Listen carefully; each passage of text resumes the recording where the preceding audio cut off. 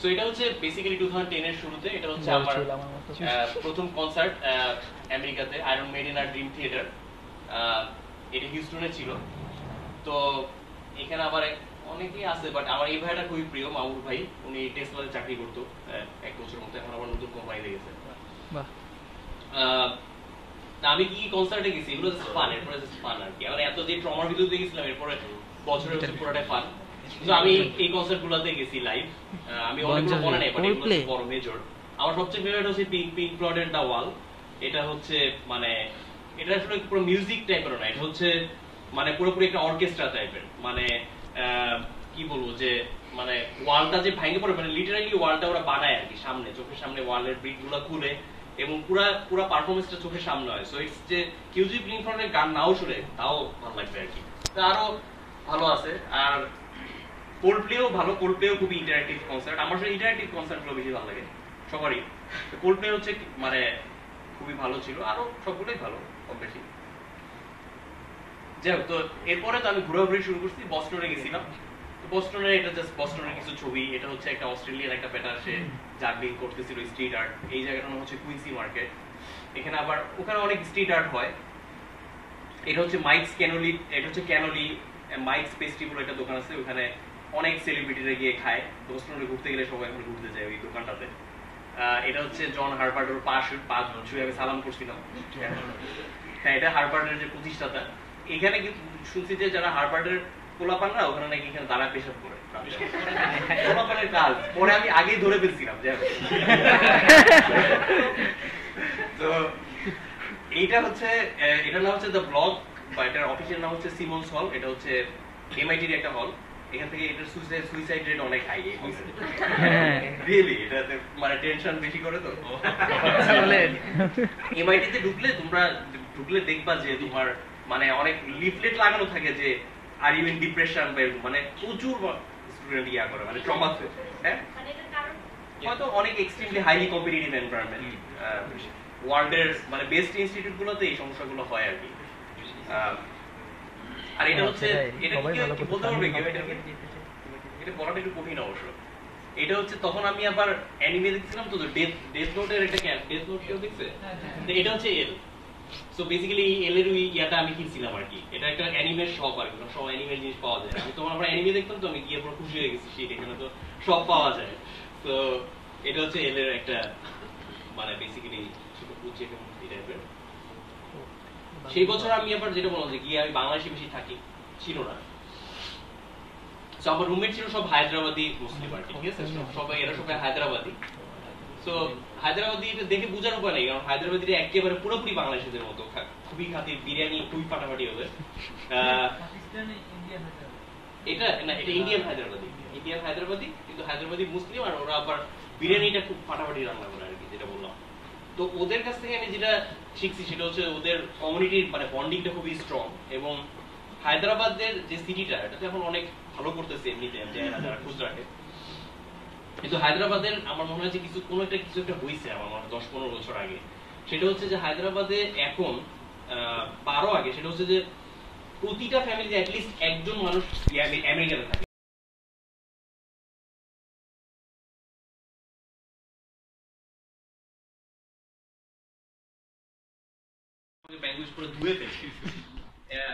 এবং সে কাজ, এবং ব্যাংকুইজের ধোয়াটা অন্যরকম, মানে সে এত জোরে শাউট করে, মানে তুমি জাস্ট লিটারালি মুরগির মতো পুরো থরথর করে কাঁপতে থাকবে। মানে থাকে না যে কয়েকজন খুবই শাউট করে ওরকম। তো যাই হোক, তার কমপ্লেক্সিটিটা হচ্ছে এরকম যে আমি জানি সে হয়তো বা, আমি খারাপ বলছি না, সে হয়তো অনেক কিছু ভিতর দিকে গেছে ছোটবেলায়। প্রত্যেকটা মানুষেরই তো ইভেন্ট গুলা তাদেরকে শেপ করে। সো সে যেটা ছিল সেটা হচ্ছে কি যে সে বলতো যে এই আমি চাই যে তোমরা নতুন ইনোভেশন নিয়ে আসো, তোমরা তো কোনো আইডিয়া নিয়ে আসো না কি জন্য? এটা হচ্ছে তার সবসময়ের জন্য কমপ্লেন। কিন্তু কাজ করতে গেলে একদম আমি যেভাবে বলছি সেভাবে করে করবো, ঠিক আছে? তো এটা খুবই কমপ্লিকেটেড ডিরেকশন আর কি, যে না যদি একটু উল্টাপাল্টা করতে যায় একদম পুরো গালি দিয়ে ফাটা ফেলবে যে কেন করছো, মানে তুমি কি আমার চেয়ে বেশি বুঝে এই সেই। কিন্তু সবসময় যদি ল্যাবের যে কমন মিটিং গুলো ওগুলোর ভিতরে কমপ্লেন, আমার ল্যাবে কোনো ইনোভেশন আসে না, তোমরা কি গাধা নিয়ে আসছি এই সেই, ঠিক আছে? সিরিয়াসলি এইগুলোই বলতো, সে বাড়ায় বলতেছি না। তো তো যাই হোক, তো বেসিক্যালি ওখান থেকে এখানে একটা মজার একটা জিনিস হয়েছে, সেটা হচ্ছে কি যে এটা আমার এই সিস্টেমটা এখানে ছবি বোঝানো যাচ্ছে নাকি জানি না। সেটা হচ্ছে যে আমার রিসার্চ সম্পর্কে একটু খুবই তাড়াতাড়ি বলি। সেটা হচ্ছে যে আমার এই রিসার্চটা ছিল হচ্ছে যে একটা এক ধরনের অ্যালয়, সেটা কতটুকু বেন্ড করে, মানে স্ট্রেস মেজারমেন্ট করা অ্যালয়টার উইথ টেম্পারেচার। সো বেসিক্যালি এটা হচ্ছে এক ধরনের ম্যাগনেটিক অ্যালয়, এবং এই অ্যালয়টা বিভিন্ন হার্ড ডিস্ক বা বিভিন্ন ইয়াতে ইউজ করা হয় আর কি, বিভিন্ন কি সলিড স্টেট ডিভাইসে ইউজ করা হয়। তো ওই অ্যালয়টা দেখা যায় অনেক হিট সাইকেলের ভিতরে যায়, কম্পিউটার বা যেকোনো অনেক হিট সাইকেলের ভিতরে যায়। তো ওরা দেখে যে কতবার এই গরম করলে ঠান্ডা করলে কতটুকু বেন্ড হয় অ্যালয়টা এবং কতদিন এটা টিকতে পারে, বা এই বিভিন্ন মেজারমেন্ট। এটা ছিল আমার রিসার্চ। সো আমার এই রিসার্চে পুরো সিস্টেমটা বেসিক্যালি আমারই বিল্ড করা। তো এখানে এই যে একটা লিকুইড ইয়া আছে, এটার ভিতরে ইলেকট্রোকেমিক্যাল প্রসেস রান করে। এখানে যে দুইটা অ্যানোড আর ক্যাথোড আছে, আর মাঝখানে আমি একটু ডিটেইল বেশি যাব না, বাট হালকা এইখানে বেসিক্যালি ওই অ্যালয়টা ডান্ডাটা থাকতো। আর এখানে একটা লেজার বেসড সিস্টেম ছিল। এখানে আমি একটু লেজারতে পোজ দিয়ে চাইছিলাম, কিন্তু বোঝাচ্ছে না মনে হয়।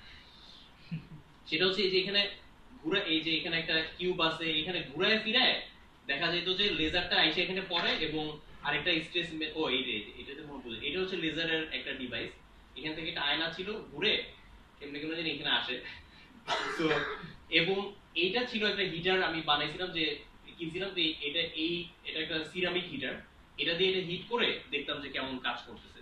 তো মানে আচ্ছা, হিটারটা দিয়ে এটা হিট হইতো, আর ওই লেজারটা কতটুকু বেন্ড হইতো, লেজারের ওইটাতে বুঝতাম যে ওই ডান্ডাটার ভিতরে কতটুকু বেন্ড হইছে, ওইটাতে স্ট্রেস মেজারমেন্ট করতাম। এটা হচ্ছে আমার রিসার্চ। তো এখানে আমার একটা আইডিয়া ছিল যে পরে আমরা এই লিকুইডটা সরাই আমরা যেটা করছিলাম যে নিচে একটা মেটাল দিয়ে আবার ওই ছোট এই ডান্ডাটাকে হিট করতাম। মানে বেসিক্যালি অ্যালয়টা হচ্ছে চিকন একটা লম্বা ছোট একটা পেন্সিল না, একটু সাইজের একটা জিনিস, ঠিক আছে। সো আমার একটা আইডিয়া ছিল যে এক ধরনের কোয়ার্টজ এর একটা কাজ পাওয়া যায়, ওইটা দিয়ে যদি আমি ওইটাকে এনক্লোজ করে দেই, তাহলে হিটটা ভিতরে থেকে মানে আমাদের হিট লসটা কম হবে। এরকম একটা আমার পার্সোনাল একটা থিওরি ছিল। তা আমি বলছি কি যে কোয়ার্টজ দিয়ে এটা করে দেখা যেতে পারে। এটা আমি বলছিলাম ল্যাবের মিটিং এ সবার সামনে, ব্র্যাঙ্কোভিচে। ব্র্যাঙ্কোভিচ আরে তুই ভুয়া, তোমার আইডিয়া হবে না এটা। মানে সে সবসময়ের জন্য ডিসকার্ড করবে, কারণ তার সে ডিসক্রেডিট করতে সে পছন্দ করে আর কি সবার সামনে, যে হ্যাঁ হবে না তোমার, যেটা বলছি এটা করবে। তো আমি বললাম যে ঠিক আছে তাহলে। তো এটা তখন আমি অন্যদিকে আমার ল্যাব মেট অন্যান্য যারা স্টুডেন্ট, অন্য প্রফেসর, অন্যদের সাথে কথা বলে সব বললো যে না, এটা সিয়াম আইডিয়াটা কাজ করতে পারে, মেবি ইটস পসিবল। কিন্তু আমি ব্যাংকুইচে যেহেতু বলতে পারতেছি না, আমি যেটা করছি সেটা হচ্ছে আমি নিজে ওই কোয়ার্ডজেরোটা কিনে আমি হচ্ছে যে আমার যে টাইম রিসার্চ, তো আমাকে ডেটা দিতে হয় প্রতি সপ্তাহে, তো সে চিলাচিলি করবে ওইটা করে। বাকি সবাই আমি না খায়া দেয় জাস্ট নিজের প্রুভ করার জন্য, যেটা কাজ বা এটা কাজ করে, এটা আমার মনে হচ্ছে দেখি। আমি নিজে কিছু ডেটা জোগাড় করছি আমার সিস্টেমটা বিল্ড করে, এবং পরে ওটা দেখাইছি ব্র্যাঙ্কোভিচে। ব্র্যাঙ্কোভিচ তখন মিটিং এর মধ্যে সে তো বলতে খুশি। তো মিটিং এর মধ্যে সে বলছে এই দেখো সিয়ামকে দেখো। সে বলে কি যে সিয়ামকে দেখো, আমি তো এরকম ছেলেই খুঁজতেছিলাম, ওর কাছ থেকে শিখো। আমি বললাম যে কি রে ভাই, মানে লোকটা মানে কথা মানে ইজিলি চেঞ্জ করে, হ্যাঁ মানে ফ্লিপ করে ফেলে।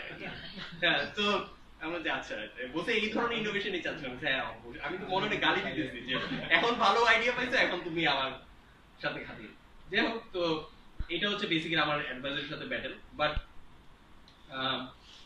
আচ্ছা, এটা ব্যাটেল আর একটু শেষে তো ব্যাটেল করতেছিলাম, কিন্তু ওর মধ্যে আবার যেটা হয়েছে সেটা হচ্ছে যে ওই আমার ওই কিচেন একটা রিসার্চ করতে গিয়ে আমার একটা ইকুইপমেন্ট নষ্ট হয়ে গেছিল। এটা হইতে পারে। এবং আমার অ্যাডভাইজার যে পরিমাণ চিল্লাচিল্লি করে, আমি তখন বাসায় বলতেছিলাম যে আমার মাস্টার্স মনে হয় 1.5 বছর পৌনে 2 বছর হয়ে গেছে, কিন্তু আমি অ্যাডভাইজার চেঞ্জ করছিলাম, আমার 6 মাস বেশি লাগছে। তো আমি আমার বাসায় বলতেছিলাম যে আমি আম্মু বলছিলাম যে আম্মু মনে হয় মাস্টার্স করতে পারবো না, কারণ আমাদের ল্যাবের সবাই হচ্ছে কুইট করার কথা চিন্তা করতো। মানে প্রতিদিন আমরা জাস্ট কুইট করতাম না, কারণ সবাইকে দুঃখ করতাম, তখন আরে ঠিক হয়ে যাবে বলে বলে আমরা আবার নিজেরাই মানে বেসিক্যালি দেখা যায় কি একটা প্রেসার এন্টিটির আন্ডারে কাজ করলে সবাই আবার একটা ইউনিটি হয়ে যায় আর কি, যারা প্রেসার আন্ডারে থাকে তাদের মধ্যে একটা ওই সবার কমন এনিমি, তো সবাই আবার ফ্রেন্ড হয়ে যায়। সো বেসিক্যালি কিন্তু আমার ওই যে আমার যে রিসার্চ গ্রুপে ওরাই আমাকে সাপোর্ট দিত যে না আসি আমি কুইট করো না, এই সেই হ্যান ত্যান। তো ওর মধ্যে আমার ওই ইকুইপমেন্ট ভাঙছি, ইকুইপমেন্টের দাম হচ্ছে 1400 টাকা।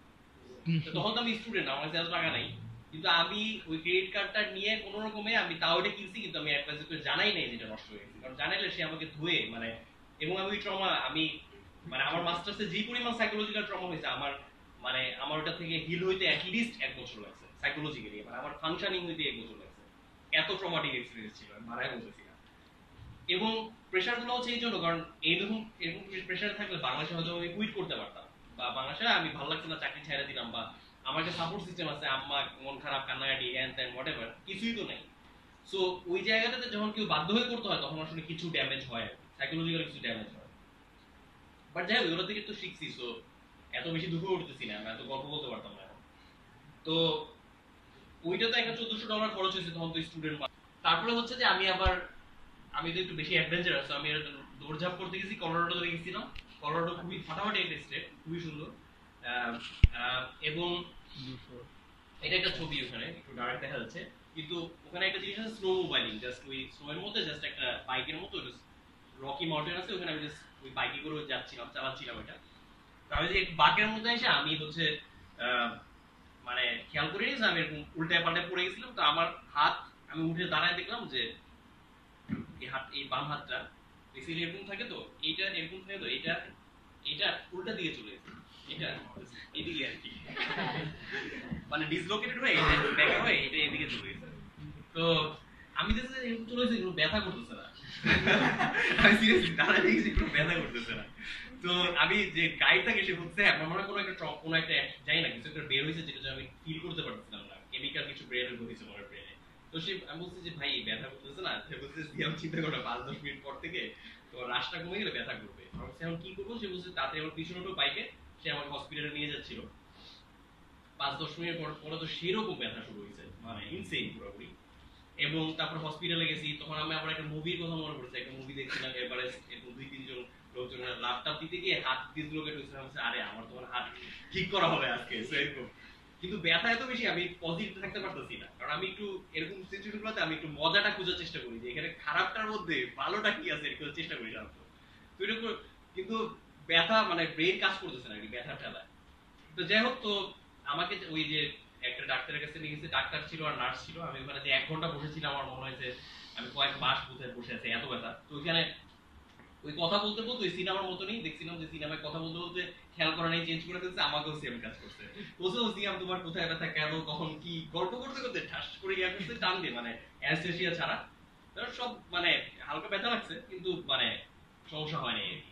পরে আবার ওই কি বলবো, যে যখন আবার বের হয়েছি তখন আমার ওই হসপিটালে সব বলছে সিয়াম তুমি কোনো শব্দ খুব ভালো, তুমি অনেক ব্রেভ, ভালো লাগতেছিল সব নার্স টার্সরা বলতেছিল, খুব প্রাউড ফিল করছিল। তারপরে পুরো ট্রিপ আমার বেসিক্যালি ট্রিপের গিয়ে প্রথম দিন এটা আমার ভাঙছে, আরো 3-4 দিন ছিল, এবং ওই 3-4 দিন আমি কলোরাডোর সব মেয়েদের কাছে অনেক অ্যাটেনশন পাইছি, অনেক ভালো লাগছিল। বলছে যে আরে ও মানে খুব সিম্প্যাথি পয়েন্ট পাইছি, ও কিভাবে হাত ভাঙছে, আমি স্নো ওয়েভিং করতে গিয়ে হাত ভাঙছে। তো এটা ভালো স্টোরি আর কি। তো যাই হোক এটা হচ্ছে আমার, এবং এটার যেটা হচ্ছে যে এটা করতে গিয়ে আমার আবার ইন্স্যুরেন্স মিলে এখানেও আমার প্রায় $2-3 হাজার খরচ হয়ে গেছে। আর বাসা তো চিন্তা করছে যে আমি হাত ভাঙছি সেই ওই যে এইটা হাতটা এরকম ছিল এরকম। আচ্ছা যাই হোক, তো এর মধ্যে এইগুলো তো খুব একটা মানে আমেরিকার লাইফটা খুবই রোলার কোস্টার টাইপের। এখানে তো বাংলাদেশে অনেক সেফটি নেট থাকে, আমেরিকায় থাকে না বলে সবসময় একটু বিভিন্ন মজার কাহিনীর মধ্যে যাইতে হয়। আর আমি যদি একটু অ্যাডভেঞ্চার করি আমার জন্য অনেক টাফ হয়ে যায়। সো এর মধ্যে এটা একটা গল্প, সেটা হয়তো কয়েকজন শুনছে, বাট যারা শুনে এটার জন্য সেটা হচ্ছে যে তখন আমরা হাই স্টেডে আমার গ্রুপটা খুলছিলাম, তখন হচ্ছে 5,000 মেম্বার ছিল, 8 মাস হয়েছে। তো আমি খুব খুশি যে 5,000 মেম্বার হয়ে গেছে। তো এবং তখন আর কি এরকম করতেছিলাম, এবং আমি ভালো একটা সময় দিতাম গ্রুপে। আমি তখন রেগুলার ছিলাম, আমি তো এখন অলমোস্ট গ্রুপে, বা আমি আসলে সময় আমি অন্য কিছু নিয়ে ব্যস্ত হয়ে গেছি, কিন্তু তখন আসলে দেখা যেত আমি রেগুলারলি অনেক সময় দিতাম। তো ওই সময় আমি এক সময় মনে হলো যে আমি কেন কেন এত সময় দিতেছি, আমার লাভ কি এটা। আমি আর কি আম্মুর সাথে একদিন কথা বলছিলাম যে আচ্ছা আম্মু, আমি যে এই যে আমার দিনে আমি আমার রিসার্চ করে এত কিছু করেও যে আমি আমার আরো দিনে 1-2 ঘন্টা করে সময় দিতেছি, আমার লাভ কি? আমি সময় দিতেছি স্টুডেন্টদের হয়ে বলছি, আমার তো কোনো লাভ হইতেছে না, আমি তো দিয়ে যাচ্ছি পারসিস্টেন্টলি। তো আম্মু বললো যে তুই যে ইনফরমেশন গুলো দিচ্ছিস এই জিনিসগুলোতে মানে তোর কেমন সময় লাগছিল তোর এগুলো গ্যাদার করতে। আমি বলছি, আমাকে যদি কেউ আগে বলতো আমার প্রায় মিনিমাম 1 বছর সেভ হইতো আমার লাইফে, যদি বুঝে আমাকে যদি ইনফরমেশন গুলো কেউ দিয়ে দিত, ডিসিশন মেকিং গুলোতে হেল্প হতো। তো আম্মু বলছে যে তুই যদি এটা মানে তো কেউ যদি তোকে দিত তাহলে ইনফরমেশন তুই দেখা যাচ্ছে তুই যদি এই ইনফরমেশনটা একজনকে দেখ তাহলে তুই তার 1 বছর সেভ করতেছিস। আর তুই যদি 5,000 করে দেখ তুই তার 5,000 বছর সেভ করতেছিস, বা বাংলাদেশের 5,000 বছর তুই সেভ করতেছিস। এটা এরকম ম্যাথমেটিক্যাল না, কিন্তু হাইপোথেটিক্যালি জিনিসটা এরকম বলা যেতে পারে। আমি এমন বলবো যে হ্যাঁ এটা খুব মজার একটা, এভাবে তো চিন্তা করিনি আমি যে ও আমি মানুষের লাইফের প্রতিটা মানুষের লাইফের 1 বছর করে সেভ করে দিব, এটাই আমার গোল। তো তখন থেকে ওই সময়টাতে অফকোর্স আমার আরো অনেকবার গোল রিঅ্যালাইনমেন্ট হয়েছে, বাট তখন আমার গোল ছিল যে বেসিক্যালি আমি লাইফের প্রতিটা মানুষের 1 বছর করে সেভ করবো। এবং আলহামদুলিল্লাহ এখন ভালো যে হায়ার স্টাডি বোর্ডে এত মেম্বার হয়েছে, এত স্টুডেন্ট হয়েছে, সো অবভিয়াসলি এন্টিটিটা আমার চেয়ে অনেক অনেক বড় হয়ে গেছে। আমি এখানে কিছুই না, এখন অন্যরা যারা টানতেছে তারাই এখানে প্রাইমারি, আমি তো অলমোস্ট এখন মানে নাকে তেল দিয়ে ঘুমাচ্ছি বা অন্য কাজ করতেছি বেসিক্যালি। কিন্তু আম্মুর ওই কথাটা আমাকে অনেক বেশি হেল্প করছে যে মানে ছোট ছোট করে একজনের জন্য করাটাও এটা অনেক বড় হইতে পারে। তো যাই হোক, ওর মধ্যে আমি আবার আউটডোর অ্যাডভেঞ্চার ক্লাবে ভর্তি হয়েছিলাম। এটা হচ্ছে স্পেলাঙ্কিং বলে, মানে কেভে গিয়ে ওই যে লাইট লাগায় ইয়া করতেছিলাম। সো এটার একটা ছবি। যাই হোক, আমার বড় লার্নিং গুলো যেটা প্রতি বছরের একটা বড় লার্নিং থাকে, এই বছরের যেটা বড় লার্নিং সেটা খুব মানে রিয়েলাইজেশন বেসড হয়েছে। সেটা হচ্ছে যে আমেরিকা সবসময় স্লেভ বেসড একটা কান্ট্রি, এটা ভালো খারাপ বলে অসুবিধা নেই। আমেরিকার আগে স্লেভারিটা ছিল ডিরেক্ট ম্যানুয়াল ফর্মে, আফ্রিকা থেকে স্লেভ নিয়ে যাওয়া হইতো। কিন্তু আমেরিকার এখন মেজর যেটা ফর্ম অফ স্লেভারি, একটা হচ্ছে ডেট মানে ফাইন্যান্সিয়াল ডেট, আর একটা হচ্ছে ইমিগ্রেশন।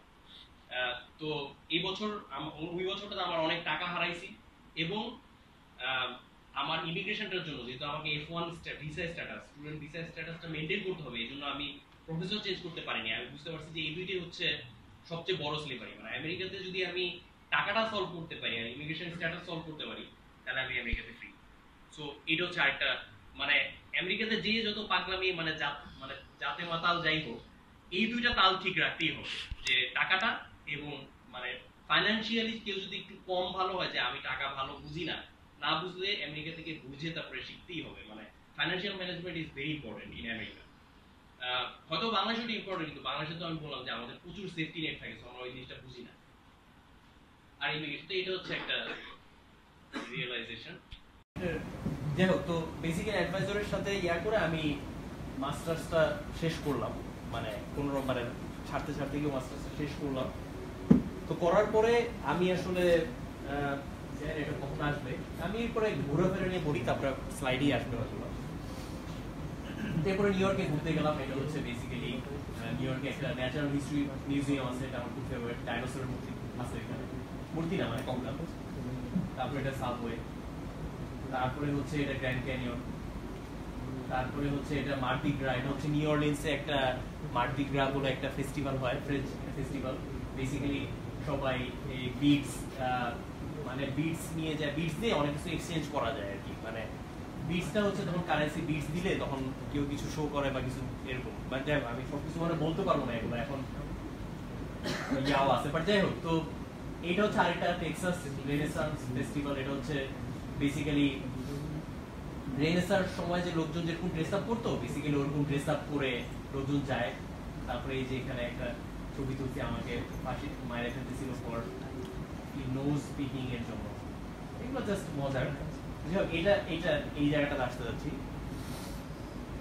সেটা হচ্ছে যে আমার সেকেন্ড এক্সিস্টেন্সিয়াল ক্রাইসিস। একটা তো বলছিলাম যে আমি যখন বাংলাদেশ থেকে আমেরিকা, তখন একটা আমার ছিল, এটা হচ্ছে আরেকটা সেকেন্ড। তো আমি তো মাস্টার্স করলাম হচ্ছে ফ্যাব্রিকেশনে, এবং আমার অ্যাডভাইজার ব্র্যাঙ্কোভিচের দোয়ায় আমার লেখাপড়ার উপর থেকে পুরোপুরি ইচ্ছা চলে গেছে বাই দ্যাট টাইম। তো তখন আর কি আমি যেটা মানে প্রথম যেটা রিয়ালাইজেশন হলো যে আমি আসলে লাইফে কি করতেছি। মানে আমি ইলেকট্রিক্যাল ইঞ্জিনিয়ারিং করলাম, মোটামুটি ভালোই ছিল, খারাপ লাগতো না, চলতো। মানে কোনোটাই যে খুব লাভ করে করছি এরকম না, মানে চলতেছে, চাকরি পাওয়া যায় এই সেই। বাংলাদেশে যেটা সবাই চিন্তা করে যে সবাই বলতেছে জানি না, বড় ভাইরা বলছে, আমরা কিন্তু নিজেরা যে চিন্তা করে সব কাজ করি এরকম না, অনেক প্যারামিটার উপর ডিপেন্ড করে। আব্বা আম্মা, বড় ভাই, চাকরি আছে নাকি, জব, এগুলোই কিন্তু আমাদের ড্রাইভিং ফোর্স হয়ে যায়। তো তখন আমি ভাবলাম যে, এবং আমি মাস্টার্স করছি ফ্যাব্রিকেশনে, যেটা আমি আসলে পছন্দ করি নাই খুব বেশি একটা, শুধুমাত্র এক্সপিরিয়েন্সের জন্য না। Fabrication is completely chemical engineering, এটা খারাপ কিছু না, কিন্তু এটা আমার ভালো লাগতো না। তো তখন আর কি আমি ভাবলাম কি যে আমি কি পুরো লাইফে এই করেই যাবো, মানে ফেক একটা এভাবে করেই আমার পার করে দিতে হবে, এই প্রিডিটারমাইন্ড লাইফস্টাইল পার করতে হবে। তো তখন আমি আসলে বেসিক্যালি একটা 6 মাসের একটা আমার মাত্র মাস্টার্স শেষ হয়েছে হচ্ছে 2011 এর ডিসেম্বরে, লাস্ট ইয়ারে। এবং 2012 এর শুরুতে আমার অ্যাডভাইজার আমাকে বলছে যে সিয়াম তুমি তো এখন ওপিটিতে যাচ্ছ, এখন ভালো হয়েছে টার্মগুলো সবাই তোমরা জানো, তো ওপিটিতে যাচ্ছ এখন তোমার তো আছে টাইম আছে, তো এখন মানে আমি তখন কোনো জবে অ্যাপ্লাই করি নাই, কারণ আমি শিওর ছিলাম না যে আমি ফ্যাব্রিকেশনে কাজ করবো কিনা। তো আমার যে রিসার্চটা ছিল সেটা, ওই যে রিসার্চটা এখানে ওইটা ইট ওয়াজ ফান্ডেড বাই টেক্সাস ইনস্ট্রুমেন্টস, এটা একটা মোটামুটি বড় কোম্পানি এবং হ্যাঁ ভালো কোম্পানি। তো টেক্সাস ইনস্ট্রুমেন্টের সাথে আমার প্রতি 2 সপ্তাহে মিটিং হইতো এবং আমার কোম্পানি, আমার ল্যাবের অলমোস্ট সবাই আইদার টেক্সাস ইনস্ট্রুমেন্ট অথবা ইন্টেল বা ফ্যাব্রিকেশন কোম্পানিতে কাজ করে। কারণ আমার অ্যাডভাইজারের মানে বিহেভিয়ার খারাপ হলেও তার কাজ খুবই ভালো, ঠিক আছে। তো কিন্তু আমি শিওর ছিলাম না যে আমি ইন্টেলে চাকরি করতে চাই নাকি, মানে আমি এটা শিওর ছিলাম না যে আমি কি সারাদিন এরকম, বেসিক্যালি খারাপ বলছি না কিন্তু আমার জন্য এটা মিলতেছিল না যে আমি একটা এরকম বানি স্যুট পরে, যে ক্লিন রুমে যেতে হয় ফ্যাব্রিকেশনের জন্য, সাদা একটা স্যুট পরে ক্লিন রুমে গিয়ে, ক্লিন রুম বলে খুব প্রিপারেশন নিয়ে যাওয়া লাগে। এমন আমি সারা জীবন এই কাজ করে যাবো, এরকম ড্রপ করবো কেমিক্যাল, মারা যাবো হয়তো, কারণ আমি একটু বাইরে থাকতে পছন্দ করি, তো রুমের ভিতরে থাকাটা আমার জন্য একটু কঠিন হয়ে যায়। তো আমার কাছে এইভাবে আমি পারবো না। সো আমি তখন আমার অ্যাডভাইজার বলছি আচ্ছা ঠিক আছে, আমার অ্যাডভাইজার বলছে সিয়াম তুমি তো সিস্টেমটা ডিজাইন করছো, সো তুমি এখানে ল্যাব ম্যানেজার হিসেবে থাকো। সো আমি বললাম আচ্ছা ঠিক আছে, আমি তো ল্যাব ম্যানেজার হিসেবে থাকি। তো আমাকে সে ল্যাব ম্যানেজার হিসেবে ওই ওপিটিতে সে আমাকে পে করতেছিল, মানে একটা জব হিসেবে ঢুকলাম। তো ওই 6 মাস হলো বেসিক্যালি আমার কাজ খুবই কম ছিল, আমি সারাদিন বাসায় ঘুমাইতাম, কারণ ফ্রাস্ট্রেশনে আমি বলছি কি করবো ভাই, ভালো লাগে না। তো আমি সারাদিন ঘুমাইতাম, 3-4টা মনে হয় টিভি আমি সিরিজ মানে বিঞ্জ ওয়াচ করছি, টেক্সটার মেক্সটার মানে যা বাকি ছিল সব আমার ওই সময় দেখা শেষ, যত টিভি সিরিজ ছিল সময় পাই নাই তো। এবং বেসিক্যালি আমি পুরোটা আমি ফ্রাস্ট্রেটেড ছিলাম যে ওদের কাছে রেজুমে দিতেছো না কি জন্য। আমার ভাইয়ারা যারা ছিল ক্লার্ক ক্লোজ, আজহার ভাই, প্রতীক ভাই, ওরা বুঝলে আজকে আমি রেজুমেটা দিয়ে দাও, তুমি সমস্যা কি তোমার, ওইটাও দিতেছিলাম না। আবার অ্যাডভাইজারের কাছে ইয়ে করছিলাম, আর আমি এই যে ফ্যাব্রিকেশনেরও জব অ্যাপ্লাই করছিলাম না। সো বেসিক্যালি 6 মাস আমি পুরোপুরি লেজি হয়ে কাটাইছি। কিন্তু মানে যেহেতু আমি কনফিউশনে ছিলাম, কিন্তু ওই কনফিউশন ফেজের পরে আমি যে ডিসিশন নিয়েছি সেটা আমার মনে হয় যে লাইফের বেস্ট ডিসিশন ছিল। তো সেটা হচ্ছে যে আমি ওই সময় এইটা ফার্স্ট ডিটারমাইন করছি যে আমি কি এই শিট শো আরো রান করবো নাকি আরো কয়েকদিন, নাকি আল কুইট অ্যাট দিস মোমেন্ট, যে আমি আর রাজি না আর কি বুলশিট করতে। তো তখন আর কি আমি ভাবছি যে আমার আসলে সবসময়ের জন্য ইচ্ছা ছিল যে নিজের ইন্ডিপেন্ডেন্ট কিছু একটা করা, যে সেটা ছোট রেস্টুরেন্ট হোক বা যেটা হোক, I want to do something for my self. তো জিনিসটা হচ্ছে কি যে আমার তখন আমি ভাবছিলাম যে আমার কাছে সফটওয়্যার, আমি চিন্তা করলাম যে আচ্ছা আমার মেজরের ধার কাজ দিয়ে তো যেতে হবে, তো উড়াধুরা কিছু এত তাড়াতাড়ি পারবো না। সো আমার এখন আমি কি করা যায়, তখন ভাবলাম যে আচ্ছা ঠিক আছে, আমি যদি ইলেকট্রিক্যাল ইঞ্জিনিয়ারিং করছি, আমার অনেক প্রোগ্রামিং ছিল, so I can maybe switch to computer. তো আমি ভাবলাম যে ঠিক আছে, তাহলে কম্পিউটার সায়েন্সে আমি কিভাবে সুইচ করতে পারি, যেহেতু আমার প্রোগ্রামিং ভালো লাগে, আমি হয়তো ওই লাইনটা দেখতে পারি আর কি। তো তখন আমি আস্তে আস্তে ভাবলাম যে আচ্ছা চিন্তা করলাম, এবং আরো চিন্তা করলাম যে আমার যেহেতু নিজের বিজনেস দেওয়ার ইচ্ছা, আমি আসলে কোনোভাবেই ইন্টেলের মতো কোম্পানি দিতে পারবো না, কারণ I need $2 billion to start a company like Intel. কিন্তু আমি ফেসবুক বা গুগল টাইপের কোম্পানি স্টার্ট করতে পারবো, কারণ এটার জন্য জাস্ট আমার ব্রেন মানে হিউম্যান ক্যাপিটাল লাগে, মানে ফাইন্যান্সিয়াল বেশি লাগে। সো তখন আমি বললাম আচ্ছা ঠিক আছে, তাহলে আমার মনে হয় যে আমার কিছুটা স্কিল এবং আমার ড্রিম বা সবকিছু মিলে আমি আসলে বেসিক্যালি চিন্তা করছি কয়েক মাস ধরে যে আমি আসলে এই সুইচটা করবো আর কি। আমার কি বলবো যে আমার বিএসসি, আমার মাস্টার্স, বিমানের জব, 7-8 বছরের এক্সপিরিয়েন্স পুরোটা ট্র্যাশে ফেলায়, I will go to a new career, ঠিক আছে। এটা আমি ডিসিশন নিলাম, কারণ এটা জাস্ট ডিসিশন, এটা ওয়ান বক্স হইলো, কিন্তু রিয়ালিটি তো ডিফারেন্ট। সো আমাকে এখন চিন্তা করতে হবে যে হাউ আই স্ট্র্যাটেজাইজ টু গো দেয়ার। তো এই ক্রাইসিসে ছিলাম। তো এর মধ্যে আবার আমার অনেকজনের সাথে কথা বলতেছিলাম। তো বেসিক্যালি যত চেষ্টা করছে অলমোস্ট 9 out of 10 ওই আমার ওই আইইউটি থেকে পাশ করার পরে যে সিনারিও, ওখানে সেম সিনারিও হয়েছে। আমাকে আইইউটি থেকে বলছে সিয়াম বাংলাদেশে থাক, এখানে বলছে তুই মানে হিউস্টনে জব কর। এখানে আরো নেগেশন ছিল, মানে নেগেটিভ আরো বেশি ছিল আমার অ্যাকশনটার জন্য। সেটা হচ্ছে আমি মানে অনেকদিন চিন্তা করি, ডিসিশন নিলাম ঠিক আছে আমি আমার জবটা কুইট করব। আমি তখন ওপিটিতে জব কুইট করব এবং করে আমি নিউ ইয়র্কে যাব। শুনছি যে নিউ ইয়র্কে নাকি এরকম ক্যারিয়ার সুইচ করা যায়, এরকম সফটওয়্যারের ট্রেনিং হয়, কিছু একটা হয় আর কি। আমি নিউ ইয়র্কে গিয়ে দেখবো, মানে মানুষ গ্রাম থেকে ঢাকা শহরে যায় না আর কি, আমি নিউ ইয়র্কে ঢাকা শহর আইসা আমার আশা পুরাইলো টাইপ আমি যাবো। তো এবং এই প্ল্যানটা সবাই বুঝছে এটা পুরোপুরি আউটরেজাস। আমার যত পরিচিত ভাই আছে সবাই বুঝছে সিয়াম এটা পুরোপুরি মানে পাগল, তুমি এটা কইরই না, সবাই আমাকে মানা করছে। শুধু একটা ভাই ছিল প্রতীক ভাই, বলছে সিয়াম তুমি যদি মনে করো ঠিক তাহলে ঠিক আছে, অসুবিধা নেই। তো একজন শুধু আমাকে বলছিল যে ঠিক আছে। তো যাই হোক, তো আমি আসলে নিউ ইয়র্কে কোনো ওই এটা হচ্ছে জুলাই মাসে 2012 এর জুলাই মাসে বেসিক্যালি আমি আমার অ্যাডভাইজারের কাছে আমার জব আছে, জবটা আমি গিয়ে অ্যাডভাইজারকে বলছি যে আমি নিউ ইয়র্কে একটা জব পাইছি। আসলে নিউ ইয়র্কে কোনো জব পাইনি, আমি বলছি নিউ ইয়র্কে আমি একটা জব পাইছি। নিউ ইয়র্কে শুধু আমার একটা ভাইয়া ছিল পরিচিত, সে বলছে যে সিয়াম ওপিডি স্ট্যাটাসে আবার থাকার জন্য কোনো একটা বলতে হবে এখানে ফ্রি, মানে পেইড জব হওয়া লাগবে না, কিন্তু কোনো একটা এন্টিটির বলতে হবে যে সিয়াম ইন্টার্নশিপ করতেছে বা কিছু একটা করতেছে। আমার নিউ ইয়র্কে আবার লতায় পাতা একজনকে পাইছি, সে বলছে যে সিয়াম তোমাকে আমি কাগজে দেখাই দিতে পারবো যে তুমি এখানে কাজ করো, মানে জাস্ট কোনো একটা এলএলসি এটা বলতে হবে যে Siam is working right now, that's it, পেইডও হওয়া লাগবে না। তো আমি ওই কথা শুনে আমি খুশিতে আমার অ্যাডভাইজারকে বলছি ফ্র্যাঙ্কোভিচ আমি জব ছাড়তেছি, এবং অ্যাডভাইজার আচ্ছা ঠিক আছে মানে গুড কংগ্রাটস, ভালো তুমি জব পাইছো। আমি পুরো চাপা মারছি, আমি কিন্তু জানিও না যে কি। তা আমার তখন $2000 সেভ করা ছিল, এবং হচ্ছে আমার একটা গাড়ি ছিল নিসান আলটিমা ভাঙ্গাচুরা, এবং ওই গাড়ি নিয়ে তখন আমি প্রতীক ভাইয়ের সাথে আর আরেকটা ছেলে পাইছি, আমি তখন একটা ট্রিপে বার হয়েছি। ঠিক আছে, আমার একটু মাথার সমস্যা আছে, নর্মালি লোকজন এটা করবে। তো বেসিক্যালি আমি হিউস্টনে ছিলাম, তো আমি বেসিক্যালি ভাবছিলাম যে নিউ ইয়র্কে যাবো, তো নিউ ইয়র্কে আমি একটু মজা করতে করতে যাই, আর এখন ওপিডিতে আসি, এখন মজা করা যাবে। সো মানে ওই যে যেহেতু একটু বাফার আছে, কিছু টাকা পয়সা আছে, তো বেসিক্যালি এটা চিন্তা করলাম যে 9 দিন ধরে আমি যাবো নিউ ইয়র্কে, এবং আশেপাশে যত স্টেট আছে সব আমি দেখতে দেখতে মজার জায়গাগুলো দেখতে দেখতে যাবো। তো যাই হোক, এটা আমার মানে লাইফের একটা স্মরণীয় একটা ট্রিপ, মানে অসাধারণ একটা ট্রিপ। বেসিক্যালি ডালাসে গেছিলাম, আরকানসা, টেনেসি, সবগুলো স্টেটই অনেক সুন্দর।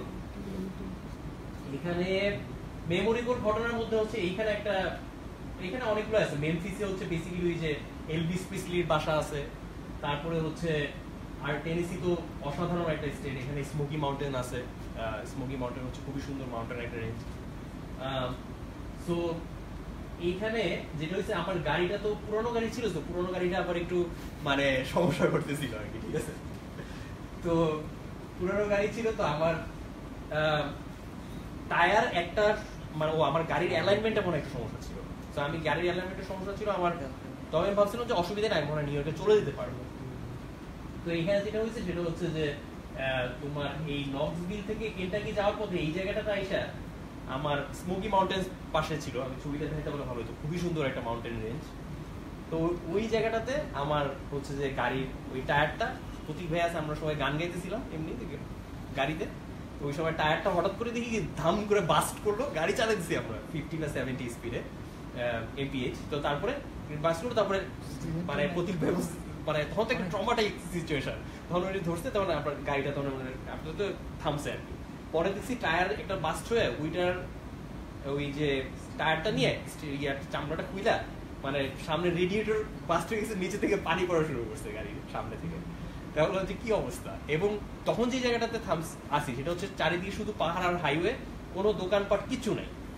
এবং তারপরে তো হচ্ছে যে আমার প্রতীক ভাই সবার মধ্যে ব্যাটারির মধ্যে, আমার ব্যাটারি প্রায় ডেড, প্রতীক ভাই একটু করে আসে, কোনো রকমে আমরা কল দিলাম ওই কি বলে 911 যে গাড়ির ইন্স্যুরেন্স কোম্পানির। তারপরে আমরা করে আমরা একটা মোটেলে ছিলাম সুপার 8, ওখানে গিয়ে আবার এক পাটেল হচ্ছে বেসিক্যালি ইন্ডিয়াতে পাটেলরা সব মোটেল ওন করে বা হোটেল ওন করে, পাটেল বেটা ওখানে আবার সে খুব খুশি হয়ে গেলো, তুমি বাঙালি, অনেক খাতিতে খুব ভালো আপ্যায়ন পাইছি। কিন্তু এটাই হচ্ছে বড় ইনসিডেন্টের মধ্যে। বাট যাই হোক, তো এই সবকিছু করে আমি দেখি যে নেক্সট স্লাইডে কি আছে নাকি, ও আচ্ছা, তারপরে নিউ ইয়র্কে গিয়ে তো মজাই মজা। তো যাই হোক, এরপরে সবকিছু করে নিউ ইয়র্কে গিয়ে পৌঁছাইলাম। তো নিউ ইয়র্কে গিয়ে আমার মানে 3-4টা আমি জব করছি তো নিউ ইয়র্কে গিয়ে হচ্ছে বেসিক্যালি ওই যেই ভাইয়ের কথা শুনে গেছিলাম, ওই ভাই আবার বলছে ওকে কাগজ দেখাবে, কিন্তু বলছে আমি তো তোমাকে কোনো জব দিতে পারবো না। উনি আমাকে বলছিল যে উনি জবও দিবে, কিন্তু বলছে কোনো জব দিতে পারবো না, আমি তোমাকে শুধু লিখে দিব।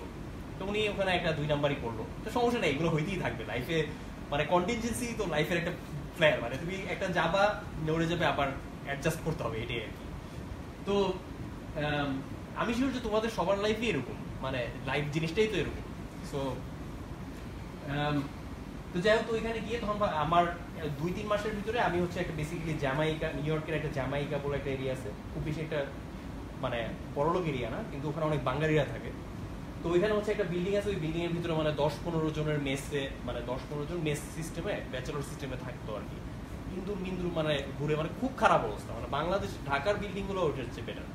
তো ওই বাসায় থাকতাম আমি হচ্ছে $300 না $400 দিয়ে একটা বেড শেয়ার করে থাকতাম, যেটা খুবই চিপ নিউ ইয়র্কে, কিছুই না এটা ভাড়া। তারপর ওইখানে আমি থাকতে গিয়ে আমার ডিএসএলআর একটা ছিল D90, ওইটা আমার কেউ মনে হয় চুরি করে ফেলাইছে, কারণ এত মেজ আমি কারে জিজ্ঞেস করবো। তো এই ছিল, কিন্তু ওই 3 মাস পরে আমি দেখলাম যে আমার আমি তো নিউ ইয়র্কে প্রথম গেছি তখন, এবং তখন আমি লোকজনের সাথে দেখতেছি যে আমি কিভাবে how can I switch my career আর কি। তো ইন দ্য মিন টাইম আমার তো বাসার ভাড়া দিতে হবে, ওপিটি পিরিয়ডে আমি লাক্সারিটা অ্যাফোর্ড করতে পারবো। তুমি অন্য কোনো ওপিটি কাছ থেকে এই ধরনের উল্টাপাল্টা গল্প শুনবা না, বেশি। আমার গল্পটা একটু ইম্পর্টেন্ট এই জন্য, কারণ সবাই নর্মালি চাকরিতে চলে যায়, আমারটা একটু বেশি উল্টাপাল্টা। তো যাই হোক, তো বেসিক্যালি প্রথম আমার যেটা জব, সেটা আমার যেহেতু বেতন পে করতে হবে, এবং আমার মানে আমি কখনো জব বা কোনো কিছু মানে লো কোয়ালিটি হাই কোয়ালিটি মনে করি না, মানে আমি যে কোনো কিছুতে ফালাই দিলে আমি ওখানে কাজ করতে পারবো, সো এটা আমি পারি। সো বেসিক্যালি প্রথম জবটা ছিল একটা ফুড ট্রাকে, যে নিউ ইয়র্কে অনেক ফুড ট্রাক আছে এরকম, এটা ফুড ট্রাকের জব না, এটা হচ্ছে বেসিক্যালি এই ফুড ট্রাকের যে ইয়াগুলো, ওই যে জাইরোগুলো যে সাপ্লাই দেয়, ওই সাপ্লাই দেওয়ার জন্য আবার একটা ফ্রিজার টাইপের কন্টেইনার থাকে, যেখানে সব জাইরোগুলো অ্যালোকেট করা হয়। ওইখানে আমি কাজ করতাম প্রথমে, একজনের থ্রুতে পাইছি। তো ওইখানে আমি মনে হয় 1 মাস ছিলাম। তারপর ওইখান থেকে আমারে আবার আমি আরেকটা জব পাইছি ওইখানে পরিচিততে। জব এমন ভাবে বলতেছি যে খুব ফাটাফাটি জব। এখানে সেটা হচ্ছে ডিশ ওয়াশার হিসেবে। আমি ডিশ ওয়াশার এক্সপার্ট, কারো বাসায় কিছু ধোয়া লাগবে আমি বাসায় কিন্তু ধুয়ে আসবো, আমি রান্নাও করতে পারি, অসুবিধা নেই। তো বেসিক্যালি এখানে যেটা করতাম সেটা হচ্ছে বেসিক্যালি এটা একটা পার্টি হল, এটার নাম হচ্ছে মোরিয়া। তো মোরিয়াটা এখানে যে আবার এখানকার যে ম্যানেজার ছিল, সেই ম্যানেজারটা আবার হচ্ছে বাঙালি। তো বাঙালি মানে ওই রেস্টুরেন্টের ম্যানেজার, ওই বাঙালি থ্রু দিয়ে আমি জবটা পাইছি, এবং তার আন্ডারে অনেক ইয়া আছে। এবং এই মোরিয়াতে হচ্ছে যে প্রায় যেদিন পার্টি হইতো প্রায় 800 থেকে 1000 লোক আসতো এখানে। তো আমার কাজ ছিল সব প্লেটগুলো, ময়লা টেবিলগুলো নিয়ে যাওয়া পার্টির পরে, এবং ধোয়া, ঠিক আছে, এবং সার্ভও করা, শুরুতে গুছানো, টেবিল সব আমি গুছাইতাম, টেবিল সব আমি করতাম। তো এইসব ছিল। এখানে আমার ওই যে পটি ধোয়ার মতো একটা ঘটনা ঘটছিল, আগে যে পটি ধোয়ার ঘটনাটা ছিল এখানে একটা হয়েছিল, সেটা হচ্ছে এই ম্যানেজারটাও এটা একটা খারাপ একটা ম্যানেজার ছিল, আমার লাইফের খারাপ ম্যানেজার, এই জন্য আমি মনে হয় আমার কোম্পানি ম্যানেজার পোষাবে না আমার। তো সেটা হচ্ছে কি যে এই ব্যাটাটা হচ্ছে যে এখানে যারা কাজ করতো তারা সবাই এখানে ইলিগালি ক্যাশের জন্য কাজ করতো, কারণ তাদের স্ট্যাটাস বা কোনো কিছু সমস্যা আছে। আরেকটা মেয়ে ছিল পাকিস্তানি, আরেকটা ছিল আরো বাংলাদেশি 2-3 জন ছিল। তো এরা সবাই ক্যাশে কাজ করতো, কারণ তারা জব করতে পারতেছে না বা আমেরিকায় স্ট্যাটাসের ঝামেলায় পড়ে গেছে।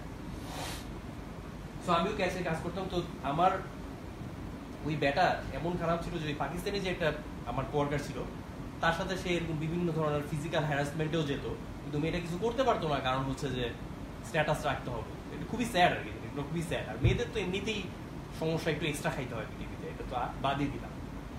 আর ওই ব্যাটারটা আমি জাস্ট বলতে চাচ্ছি যে কতটুকু খারাপ, মানে এথিক্যাল তার কোনো কিছুতেই তার ঠিক নেই। আমার আগের অ্যাডভাইজারও ভালো ছিল আসলে, সেই লোকটা আসলেই খারাপ। সে হচ্ছে যে আমি এরকম একদিন এরকম ধুয়েটা নিয়ে দিচ্ছি, তো সে আমার আমি মনে হয় নিতে পারছি না তাড়াতাড়ি, সে বলছে এই চুত পারানি এদিকে, সরি ওয়াটিং এর জন্য সরি, ঠিক আছে। আমি নিয়ে যেতে, তারপর হচ্ছে আমি তখন আমার ওই পটি ধোয়ার মতো একটা রিয়ালাইজেশন হয়েছে, আমি মাস্টার্স করছি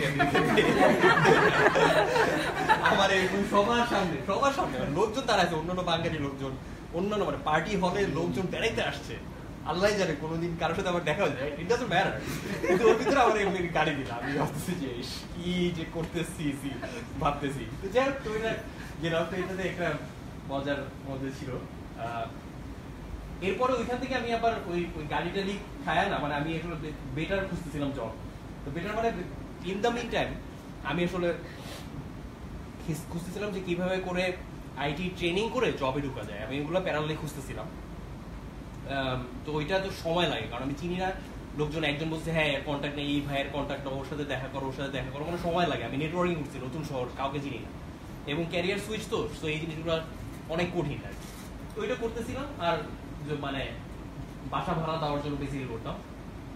এইটা হচ্ছে স্যাফরন বলে একটা ইন্ডিয়ান কুইজিন আছে, this is also owned by Bengali, কিন্তু সে ইন্ডিয়ান বানাইছে কারণ ওটা বেশি চলে।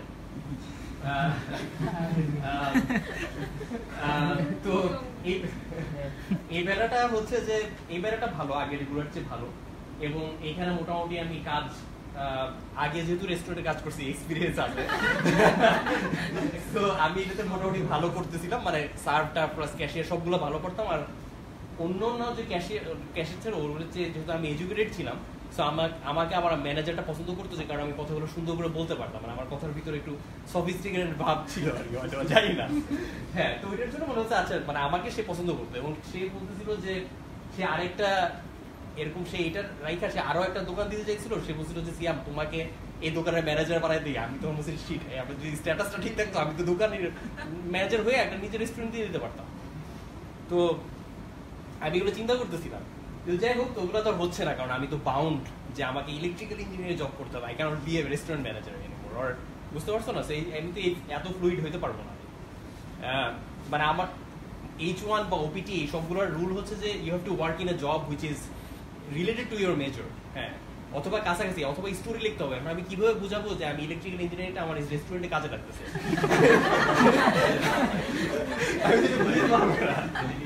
সো এই জন্য আমি পারি না, ঠিক আছে? তো তো দেখ, এখানে একটা স্টোরি ছিল, সেটা হচ্ছে যে এই লোকটা ভালো ছিল কিন্তু তারপরেও খারাপ, মানে খারাপ মানে তারপরে একটা ছোট যেটা করতো, সবার ভিতরে তো ভালো খারাপ থাকে, আসলে ভালো খারাপ বলা দরকার নেই। সেটা হচ্ছে যে এই লোকটা যেটা, সেটা হচ্ছে যে টিপটা মাইরা দিত, ঠিক আছে?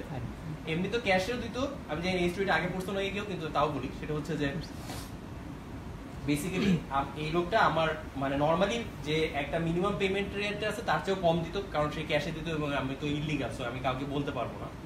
তারপরে যে টিপ দিত সেই টিপটাও সে মেরে দিত। আচ্ছা ঠিক আছে, ভালো, সমস্যা নাই, কি বলবো আর কি।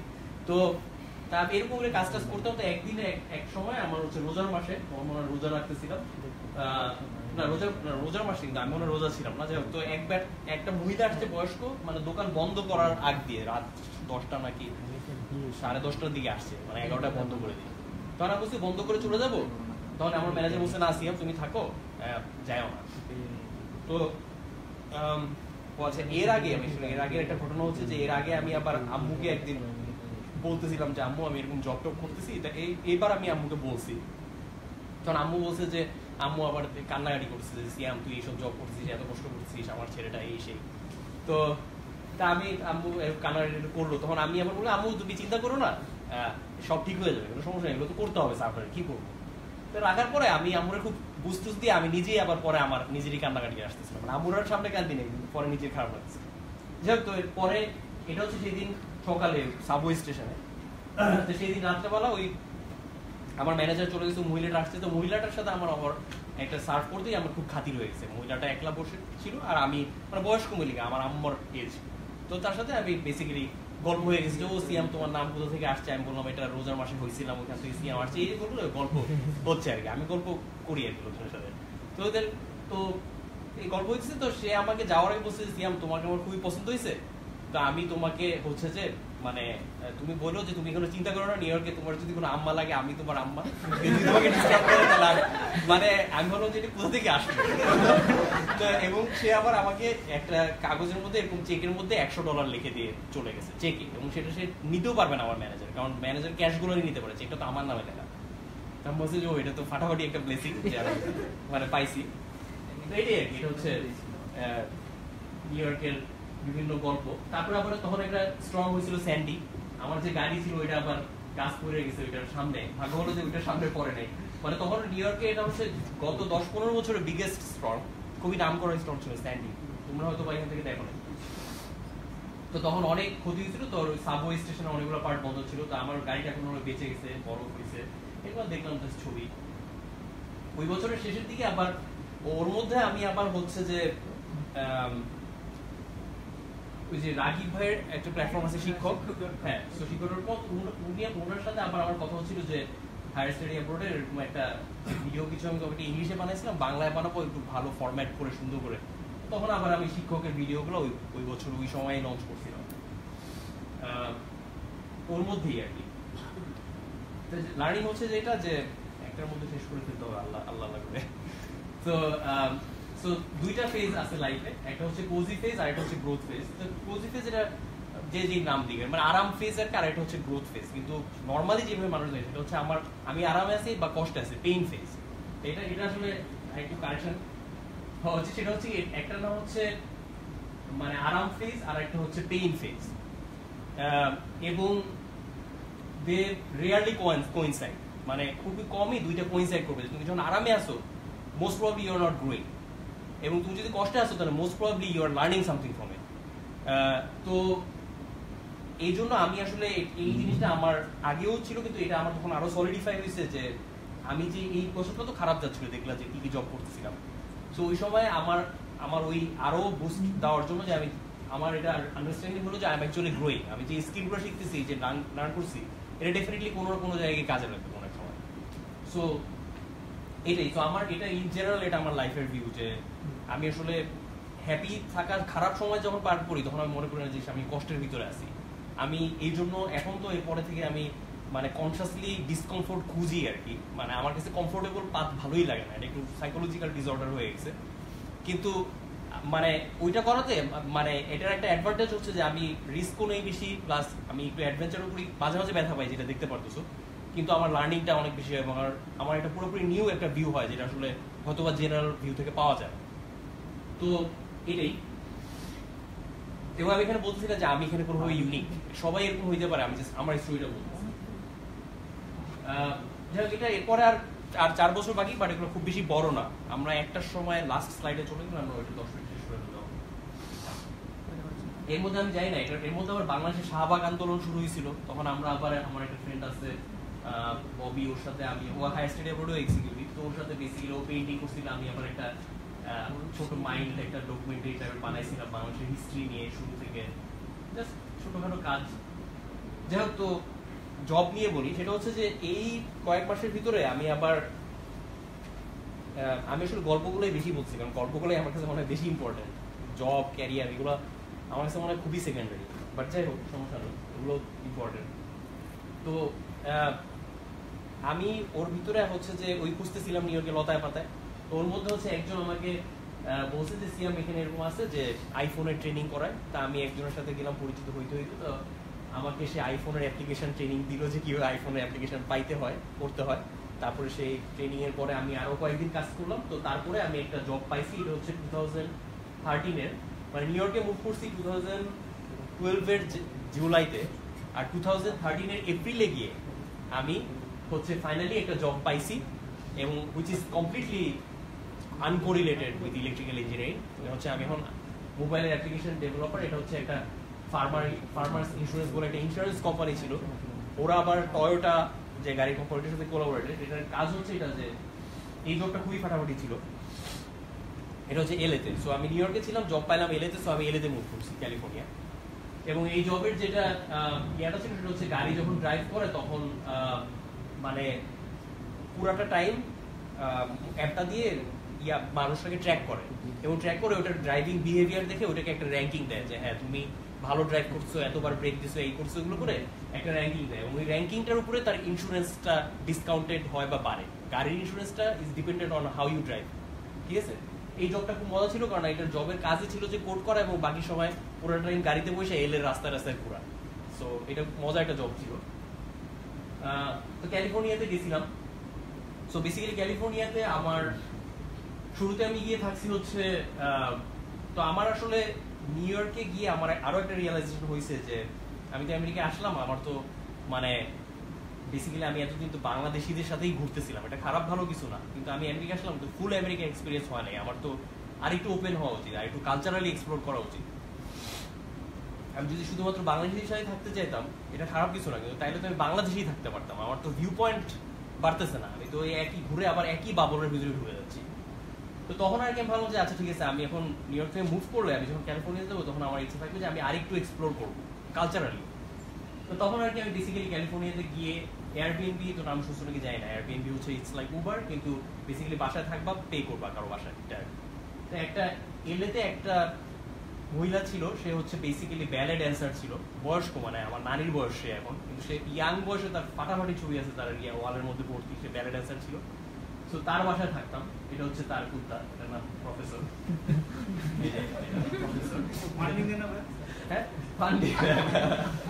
ফান্ডিং এরা, কিন্তু তার সাথে আমি, সে তো আবার ব্যালে ড্যান্সার, সে আবার বাসায় আবার ব্যালে ড্যান্স পড়াইতো। তার থ্রুতে আমি অনেক মানুষের সাথে পরিচিত হয়েছি, যারা অনেক অ্যাক্ট্রেস বা অ্যাক্টর এরকম, মানে অনেক মানে ক্রিয়েটিভ লোকজন আর কি, যারা মিডিয়া লাইন আছে, এরকম অনেক লোকজনের পরিচয় হয়েছিল। এই মেয়েটাও আবার ওই মানে আমি এবার এয়ারবিএনবিতে গিয়ে ওখানে এক সপ্তাহ ছিলাম, কিন্তু পরে বলছি যে আমি তোমার এখানে বাসায় থাকতে পারবো নাকি, এয়ারবিএনবি বাদ দিয়ে আমি ভাড়া দিব ওই রুমটা। সে বলছে আচ্ছা ঠিক আছে, আমি এয়ারবিএনবিতে ওকে ভাড়া দেওয়া শুরু করছি। কিন্তু আবার আরেকটা রুম ছিল, সেই রুমে আবার অনেকেই এয়ারবিএনবি আসতো। এটার নাম হচ্ছে সাইরিও, জাপানিজ, এটা বন জোভির কনসার্ট। সো বেসিক্যালি আমার এই বাসাটাতে থাকার সুবিধা হয়েছে ক্যালিফোর্নিয়ার টাইমটাতে পুরোটাতে, যে আমি আমার রুমটাতে থাকতাম, কিন্তু পাশের রুমটাতে প্রতি সপ্তাহেই নতুন নতুন লোক আসতো, আর আমার বেশিরভাগই বিদেশি এবং বিভিন্ন দেশ থেকে আমার যে এক্সপ্লোরেশন করার ইচ্ছাটা ছিল, ওটা আমার অনেকের সাথে গল্প হয়ে যেত আর কি। তো এটা একটা ভালো হয়েছে ওখানে থাকা। ক্যালিফোর্নিয়ার কিছু ছবি, এগুলো হচ্ছে ইউনিভার্সাল স্টুডিওস, তারপরে হচ্ছে ইউনিভার্সাল স্টুডিওস হচ্ছে বেসিক্যালি ইউনিভার্সাল যে স্টুডিওসটা আছে না, ওদেরই একটা বানাইছে থিম পার্কের মতো, এবং এটা খুবই ফাটাফাটি। যাই হোক, এইগুলো এলের ছবি। তারপরে এলে তো থাকতাম, আর স্যান ফ্রান্সিসকো হচ্ছে 6 ঘন্টা ড্রাইভ, তো স্যান ফ্রান্সিসকো অনেক যাইতাম। এটা হাই রাশবেরি, এগুলো, এটা হচ্ছে গোল্ডেন গেট ব্রিজ, এটা হচ্ছে রিচ কার্লটন বলে একটা হোটেল আছে, খুব মানে হাই এন্ড হোটেল, এটা ইয়ার পাশে, কি বলে, হাফ মুন বে বলে একটা জায়গা আছে। ক্যালিফোর্নিয়া আমার খুবই খুবই পছন্দ, অসাধারণ সুন্দর একটা স্টেট। সেই বছর আমার আব্বু গেছিল, তো ওদেরকে আবার ঘুরে দেখাইছি, এয়ারফোর্স মিউজিয়াম, তারপরে হচ্ছে আরো কয়েক জায়গাতে নিয়ে গেছি, মানে নিউ ইয়র্কে এনে অনেক জায়গাতে। এবং আব্বুর সাথে তখন আবার মানে এটা একটা ড্রিম, সেই বছরে আমার বলবো যে বিগেস্ট অ্যাচিভমেন্ট হচ্ছে আমার আব্বুরা গেছে, আব্বুকে সেই রকম একটা ট্রিপ দেওয়া। মানে আমি আগে থেকে পুরো প্ল্যান করে রাখছি যে প্রতিদিন কি করবো, মানে একদম পুরো পারফেক্ট, ওরা যেন মানে ব্লোন আউট হয়ে যায় আর কি।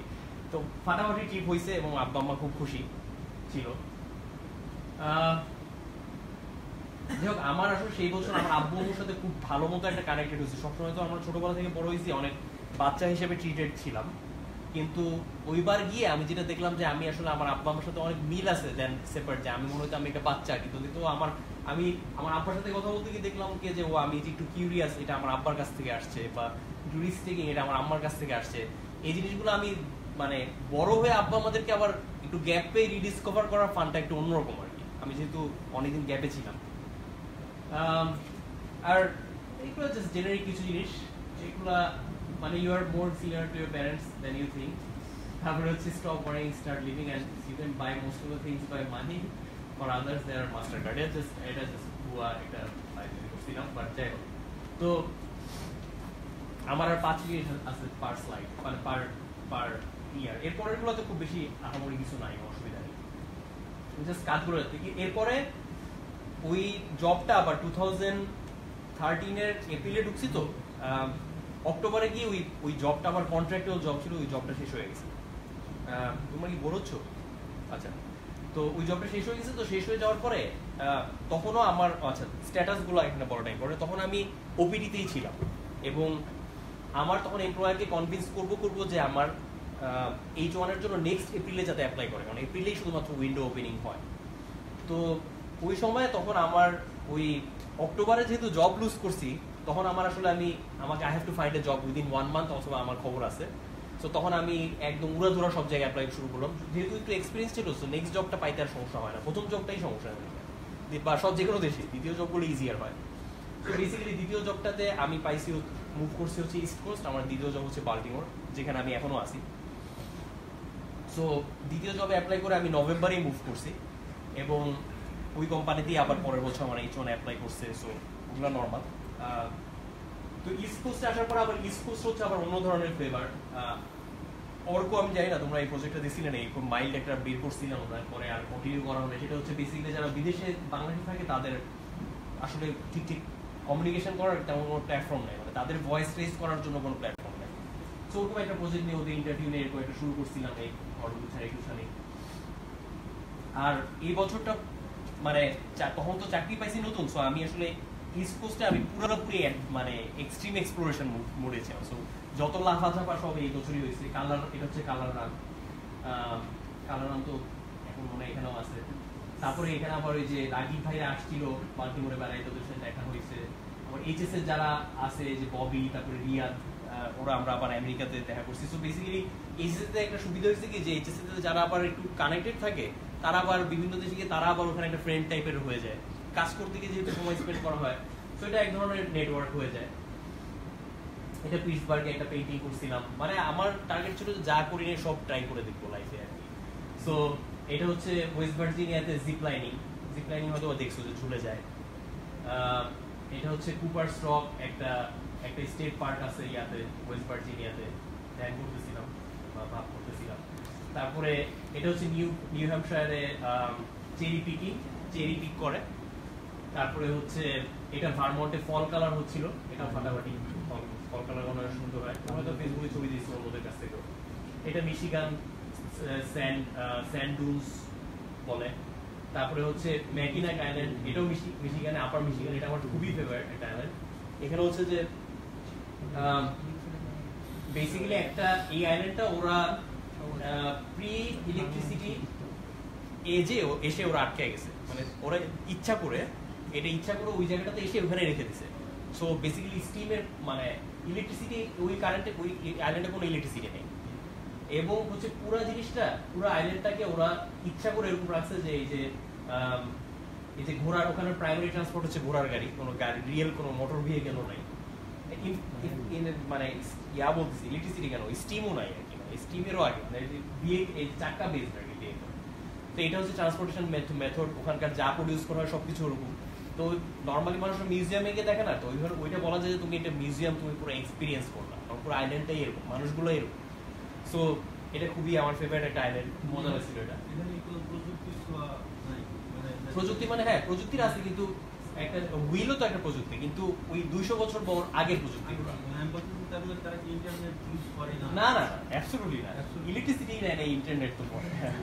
হ্যাঁ ওরা হচ্ছে ওই হ্যাঁ ওর ওটুখানি আটকে গেছে, ওরা প্ল্যান করে ওরা বলছে যে আমরা এই জায়গাটাতে মেইনটেইন করি। সো এটা হচ্ছে একটা মজা। এটা হচ্ছে আউটার ব্যাংকসে, নর্থ ক্যারোলিনাতে। আউটার ব্যাংকস হচ্ছে বেসিক্যালি রাইট ব্রাদার্সরা, নাম শুনছো না রাইট ব্রাদার্স যে করছিল? সো রাইট ব্রাদার্সরা বেসিক্যালি ওরা বর্ন হয়েছিল হচ্ছে ওহায়োতে, ডেটন ওহায়ো, কিন্তু ওরা ফ্লাই করার জন্য ওহায়ো তো যাই না, তোমাদের ম্যাপটা হয়তো আস্তে আস্তে বুঝতে, ওহায়ো হচ্ছে আমেরিকার মাঝখানের দিকে, মানে পুরোপুরি ফ্ল্যাট। তো ওই জায়গাটাতে আসলে ফ্লাই করার জন্য কোনো প্র্যাকটিস করার জায়গা নেই। সো ওদেরকে নর্থ ক্যারোলিনা যেটা হচ্ছে ইস্ট কোস্টে এখানে মুভ করতে হয়েছে, কারণ এখানে সি বিচের পাশে এরকম স্যান্ড ডুনস আছে, মানে বালুর পাহাড় হয়ে যায়।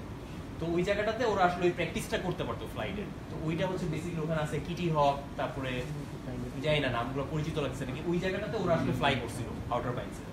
তো আমি ভাবছিলাম যে ওই স্কাই ডাইভিং অনেকদিন করার ইচ্ছা ছিল, সো আমি ভাবছি যে যেখানে ওরা হিউম্যানরা প্রথম ফ্লাইট করছে সেখানে আমি স্কাই ডাইভিং করি। তো ওইখানে করছি, মজাই ছিল, এখানে ভিউটা খুব ফাটাফাটি। এটা হচ্ছে হ্যাং গ্লাইডিং করা শিখাচ্ছিল। এটা হচ্ছে স্যান্ড ডুন গুলো যেগুলো বলতেছিলাম। তারপরে হচ্ছে মায়ামিতে ওই যে ডিক্টেটর। তারপরে এটা হচ্ছে নিউ ইয়র্কে, এটা হচ্ছে একটা ভিডিও গেম লাইভের কনসার্ট।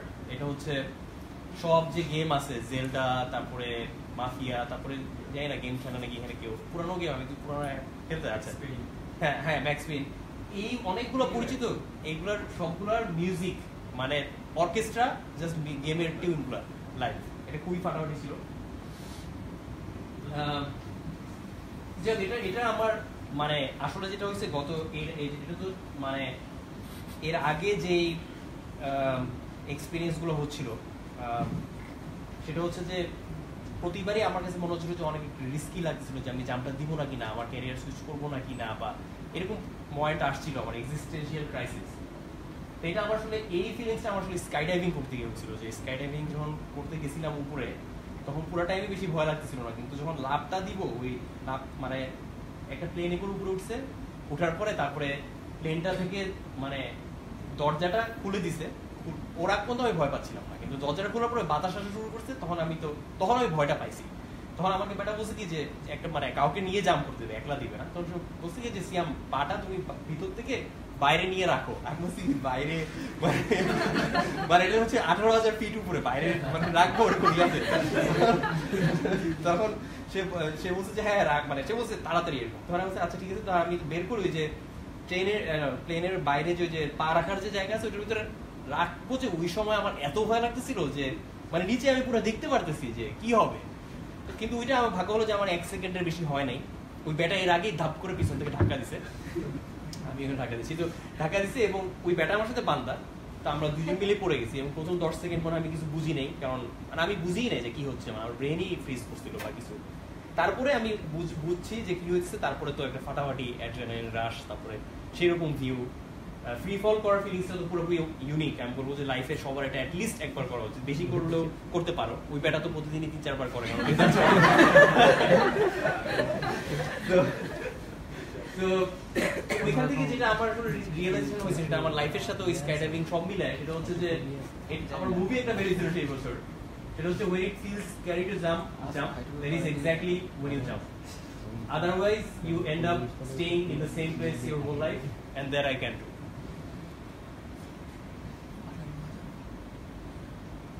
এই তো অলমোস্ট শেষ, টাইমও খুব ভালো। তো আমি ওই যে অর্ক নিয়ে কাজ করছিলাম, ভাবছিলাম যে বাংলাদেশি যারা ইমিগ্রেন্ট তাদেরকে কানেক্ট করার। কিন্তু আমি যেহেতু আবার একটু কালচারাল এক্সপ্লোরেশনও শুরু করছিলাম, আমার একটা ওই যে আমি আইফোন অ্যাপ্লিকেশন ডেভেলপ করতাম, তখন আমি আবার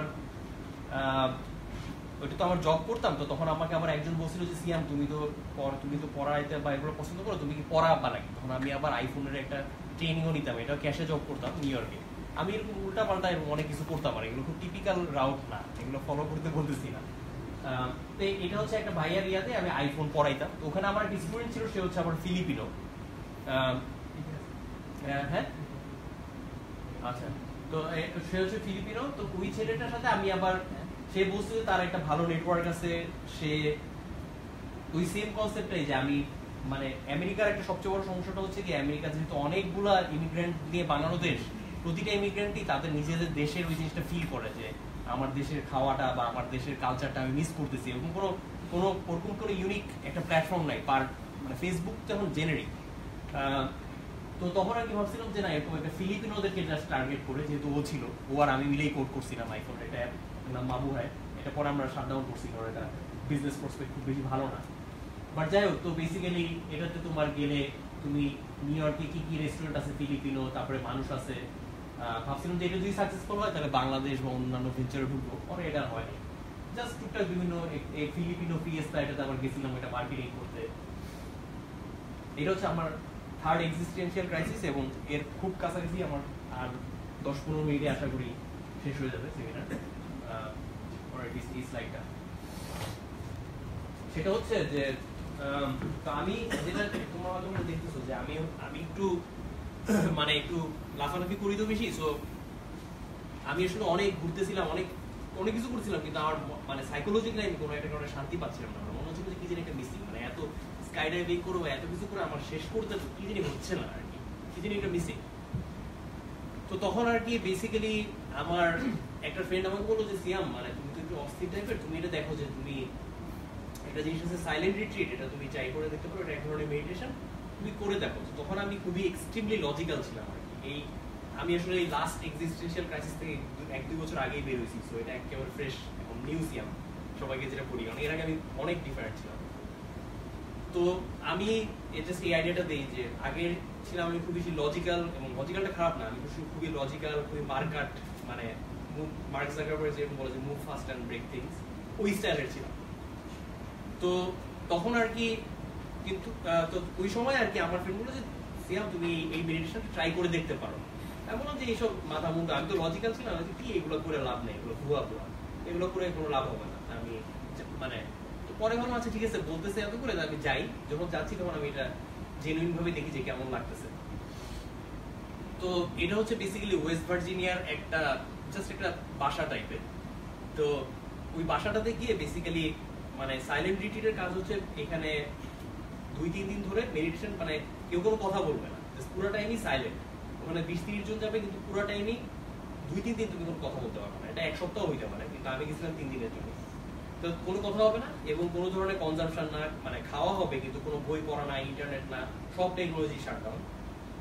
ওরাই রান্না করে রাখবে, ওখানে খাবা, কিন্তু বেসিক্যালি ওই খাওয়াটা ছাড়া, এবং খাওয়াটাও একটু মানে মাইন্ডফুল ভাবে খাওয়া, যে খাওয়াটা কনসেপ্ট মানে ফেসবুক বা কি হইলো নোটিফিকেশন এমনি না আর কি, ঠিক আছে? আমরা যেটা হয়ে গেছি এখনকার সবার লাইফে, অস্থির সবাই এখন এরকম। তো ওই সময় আর কি আমি ওইখানে গেলাম, তো সাইলেন্ট রিটিউজ, চুপচাপ থাকতে, এবং ওই যে ওখানকার যারা ম্যানেজমেন্ট আছে ওদের সাথেও তুমি ভার্বালি কথা বলতে পারবা না। ওদের সাথে কমিউনিকেশন সিস্টেম হচ্ছে যে একটা বোর্ড থাকবে, ওই বোর্ডে গিয়ে কি চাও ওটা কাগজে লিখে রাখবা, সেই আবার লিখে আবার সেই রিপ্লাই কাগজেই দিয়ে রাখবে ওখানে সিয়াম লিখে। তো মানে কমিউনিকেশনটা ওইভাবে হবে, কারণ কেউ কোনো কথা বলবে না, এবং যারা রুমে দেখতেছি তাদের সাথে আমরা চোখেও তাকানো যাবে না, মানে যাওয়া মানে হচ্ছে কমিউনিকেশন না করে কোনো, নিজের মতো করে থাকতে হবে। তো যেহেতু প্রথম দিন যাওয়ার পরে আমি দিন রাত্রেবেলা ওখানে গাইডেড মেডিটেশন ছিল, তো ওই মেডিটেশনের ভিতরে আমি এত টায়ার্ড আমি ঘুমিয়ে গেছি, মানে বুঝতেছিলাম না কি মেডিটেশন, বসে থাকবো, তো ওখানে ঘুমিয়ে গেছি। তো পরের দিন আমার আস্তে আস্তে আমি বোঝা শুরু করলাম, কারণ ওখানে মেডিটেশনে বলে যে তোমার একটা রেফারেন্স পয়েন্ট ধরতে, যে কোনো কিছু, সেটা আইদার তোমার ব্রিদিং হোক বা যে কোনো কিছু একটা রেফারেন্স পয়েন্ট হিসেবে ধরতে, যাতে করে তুমি ওখানে ব্যাক করতে পারো। মানে নর্মালি আমাদের যেটা সেটা হচ্ছে অনেক ধরনের থট আসে, ওই থট গুলা যেটাই আসুক ঘুরে তোমার সেন্ট্রাল ওই জায়গাটাতে নিয়ে যাওয়া, এটা হচ্ছে মেডিটেশনের জেনারিক টেকনিক। তো বেসিক্যালি ওইটা করতেছিলাম, আমি পরে আস্তে আস্তে বুঝতে পারতেছিলাম। তো যেটা আমার একটা ইয়া হচ্ছে সেটা হচ্ছে যে আমি তখন রেফারেন্স পয়েন্ট হিসেবে ধরছিলাম হচ্ছে যে আমাদের ওই যে আমি যেখানে বসেছিলাম ওই রুমটা, ওই বাসার বাইরে একটা শিশিরের এরকম ইয়া ছিল, ওই যে শিশির মানে একটা গাছের পাতা, ওখানে শিশির পাতার উপরে শিশির, একটা শিশির বিন্দু আর কি। তো আমি ওইটা হচ্ছে আমি আমার সেন্ট্রাল হোম বা বেস হিসেবে ধরে নিলাম, ঠিক আছে? ওইটাকে আমি ওইটার দিকেই তাকিয়ে থাকবো, ওইটাই আমার মেডিটেশনের সেন্টার। তো ওইটার দিকে তাকিয়ে ছিলাম, এবং ওইটা দিকে তাকিয়ে থাকতে আমি দেখলাম যে এত সুন্দর, মানে ওই ইয়াটা, ওই শিশিরটা, মানে আমি মানে 2-3 ঘন্টা মানে ওইটার দিকে তাকিয়ে ছিলাম, কিন্তু আমি বোর হইনি। তো তখন আমি যেটা আমার রিয়েলাইজেশন হলো যে আমি যে এত লাভ ঝাপ করে মানে ততদিনে আমার আমেরিকার মনে হয় 35টা স্টেট ঘুরা শেষ, 50টা মতো। সো তখন যে এত তো টাকা খরচ করার দরকার নেই, আমি তো জাস্ট এখানেই বাসায় বসে আমি শিশিরের দিকে তাকিয়ে থাকলেই তো আমার ফুল মজা হয়ে যাচ্ছে। তো ওইটা আর কি আমার একটা রিয়েলাইজেশন হলো যে আমার আসলে মানে আমি তখন বুঝতে পারলাম যে সামথিং ইজ, মানে I am doing something wrong. তো যাই হোক, তো ওইটা করতেছিলাম। তো যাই হোক, তো ওইটা ওই সেশন, ওই আমাদের ওই 3 দিনের যে স্যানিটারি শেষ হওয়ার পরে বেসিক্যালি কি জানি বলে, ও আর এর মধ্যে হায়ার স্টাডি অ্যাবোর্ডও মোটামুটি অনেক বড় হয়ে গেছে। সো হায়ার স্টাডি অ্যাবোর্ডের জন্য অনেক কাজ করতে হইতো, অনেক কোচিং সেন্টারের সাথে মারামারি করতে গিয়ে আমার ভিতরেও হয়তো কিছু খারাপ এসে পড়ছিল, যে অ্যাগ্রেশন বা অনেক কিছু আসতেছিল আর কি, অনেক কিছু হইতেছিল ওই সময়টাতে লাইফে একসঙ্গে। তো যাই হোক, তো আমার ওই সময় যেটা হয়েছে সেটা হচ্ছে যাই হোক ওই মেডিটেশনের ইয়াটা শেষে গিয়ে আমরা হচ্ছে 30 জনের মতো ছিলাম। ওই 30 জন আমরা সবাই একটা সার্কেল করে বসছি, সবাই হাত ধরছি, ধরে হচ্ছে সবাই হচ্ছে 5 মিনিট করে বলবে যে তারা এখানে তাদের কি ফিলিংস, অনুভূতি, আপনার অনুভূতি বলেন টাইপের। তো সবাই এরকম তাদের গল্পগুলো বলতেছিল, এবং আমি দেখলাম যে আমরা এত ইজিলি সবার সাথে কানেক্ট করে ফেলছি আর কি, যে মানে 5 মিনিটের ভিতরে সবাইকে মনে হচ্ছিল সবাই আমরা এখন সবাই চলে গেলেও কোনো অসুবিধা নেই, সবাই অলরেডি কানেক্টেড। তো আমিও আমার বলছি যে আমার কি হচ্ছে পার্সোনাল অনেক কিছুই বললাম। তো তখন আমার যে ওইটা যে গাইড করতেছিল মেডিটেশন, সেই লোকটা বললো যে সিয়াম, তোমার সমস্যাটা হচ্ছে যে তুমি ধরে নাও যে তুমি হচ্ছে একটা মানে বয়ম টাইপের, ঠিক আছে? মানে বয়মের ভিতরে মানে কাদা আছে আর পানি আছে। তো তোমার সমস্যাটা হচ্ছে তুমি এটা সবসময় বেশি ঝাঁকাইতে থাকো। সো তুমি এটা মানে একটু সেটেল করতে দিতে হবে, মানে একটু ঝাঁকায়ও না, তারপরে তোমার কাদা আর পানিটা সেপারেট হবে, এবং তখন তুমি ক্লিয়ারলি দেখতে পারো। তো তখন আমার কাছে মনে হচ্ছে যে আচ্ছা, এটাই তাহলে আমার মেইন যেটাই আছে, আমি বেশি অস্থির, তো আমার একটু কাম ডাউন, একটু লুক ব্যাক করতে হবে, বা একটু মাঝে মাঝে আমার একটা দিনে একটা এরকম বসাইতে হবে যেখানে আমি মেডিটেশনে আবার ফেরত যাই আমার ওই রেট্রোস্পেকশন। তো এই থার্ড এক্সিস্টেন্সিয়াল ক্রাইসিসটা আসলে ক্যারিয়ার বেসড ক্রাইসিস না, কিন্তু এটা মোর লাইক যে সোল সার্চিং টাইপের। কিন্তু এটা আমার কাছে মনে হয় যে এটাই সবচেয়ে বেশি ইম্পর্টেন্ট ক্রাইসিস, কারণ এটা আমার ক্যারেক্টারটা ডিফাইন করছে, বাকিগুলো আসলে এক্সটার্নাল, ওগুলো পাওয়া যাবে। তো যাই হোক, তো এরপরে এটা তো একটু ডিপ হয়ে গেল, বাট এরপরে হচ্ছে বেসিক্যালি একটা, আমি জানি না তোমরা নাম শুনছো নাকি, কাউচ সার্ফিং। এটা হচ্ছে বেসিক্যালি বিভিন্ন মানুষজন কি বলে যে মানে একজন আর ওই এয়ারবিএনবির মতো, কিন্তু পেইড না আর কি। এয়ারবিএনবি তো পে করে থাকে, এটা হচ্ছে বেসিক্যালি আমার একটা বাসায় একটা বেড আছে, আমি কেউ যদি আসে ওই ওয়েবসাইট থেকে, তাকে আমি বলবো যে তুমি আমার সাথে থাকতে পারবা। তো এটা একটা খুবই মাল্টিকালচারাল একটা প্ল্যাটফর্ম। এখানে হচ্ছে বিভিন্ন দেশ থেকে লোকজন, ইউরোপ, তারপরে আরো অনেক জায়গা থেকে ঘুরতে আসে আমেরিকাতে, তারা আবার আমার বাসায় ছিল, আমি আবার তাদের বাসায় থাকতাম। এরকম আমি খুঁজতেছিলাম যে কি করা যায়। তো আমি কাউচ সার্ফিং এ ঢুকছি হচ্ছে এভাবে যে আমার একটা ওয়েবসাইটে ঘুরতে ঘুরতে একটা দেখলাম যে খুঁজতেছিলাম যে নতুন কি করা যায়। তখন একটা ইভেন্ট দেখলাম যে আসাটিক আইল্যান্ড বলে একটা জায়গা আছে ম্যারিল্যান্ডে, ওই আইল্যান্ডে একটা ক্যাম্পিং ট্রিপ হবে। ওই ক্যাম্পিং ট্রিপে আমি যাব। তো ওইটাই হচ্ছে প্রথম event with all new people, কাউকে চিনি না। তো ওই ক্যাম্পিং ট্রিপে গেলাম এবং ট্রিপের সবাই খুবই ইউনিক। এক একজন কি বলবো যে একজন নিয়ে গেছে হোলির কালার, আরেকজন হচ্ছে মিউজিশিয়ান, মানে এক একজন এক এক ধরনের ক্যারিয়ার পাথ এবং কালচার থেকে আসছে। তো ওইখানে আমি 2-3 দিন যে কাটাইছি, আমি এমন মজা পাইছি, আমি বলছি যে আমার মাস্ট এই লোকজনের সাথে ঘোরা লাগবেই। তো তখন আর কি আমি এখানে যে মানে এই যে ছেলেটা, ওর নাম হচ্ছে আইভান, ও হচ্ছে বেসিক্যালি আমার রুমমেট হয়ে পড়ে। ও হচ্ছে ক্যাথি, ও হচ্ছে ওর এখন ওয়াইফ। ও পেরুভিয়ান, ও জার্মান, ও মরক্কান, এটা সিয়াম। তারপরে এটা হচ্ছে রেচেল, এটা কে, ও এটা হচ্ছে লিজ, ও মনে হয় রাশিয়ান, ও আমেরিকান। এটা আনাস মরক্কান, ববি বাংলাদেশি। ও হচ্ছে ইলিয়া, ও হচ্ছে কাজাকিস্তান অর সামথিং, আর ও হচ্ছে জাপানিজ। সো বেসিক্যালি তো ওইখানে আমি আইভানকে, তো আইভান হচ্ছে বেসিক্যালি ইভেন্টের অর্গানাইজার ছিল। এটা আমরা এভলিউশনটা আমরা একটু মজা করছি আর কি, যে মাস থেকে ইয়ে হয়েছে, বাট হোয়াট এভার। সো আইভানের তখন বললাম কি যে আচ্ছা আইভান, আমি ডাউনটাউনে থাকতাম, তো আমি এখন রুমমেট খুঁজছি, রুমমেট আছে নাকি।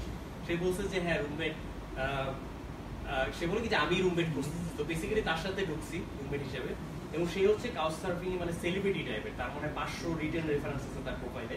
তো সেই মানে বেগা আর কি। তো তার সাথে ঢোকার পরে, তার বাসায় ঢোকার পরে তো মানে প্রতি সপ্তাহে বিভিন্ন দেশি লোকজন, মানে আমি বাসায়, আমার বাসা মানে হচ্ছে মানে পার্টি হাউস, আমার কিছু করা লাগতো, লোকজন আসতো, আড্ডা মারতাম, মানে অনেক অনেক ফ্রেন্ড হয়েছে, অনেক কালচারাল এক্সপিরিয়েন্স হয়েছে। এটা হচ্ছে পাম্পকিন কার্ভিং ইয়ার সময় পরে, হ্যালোইনের সময় পরে।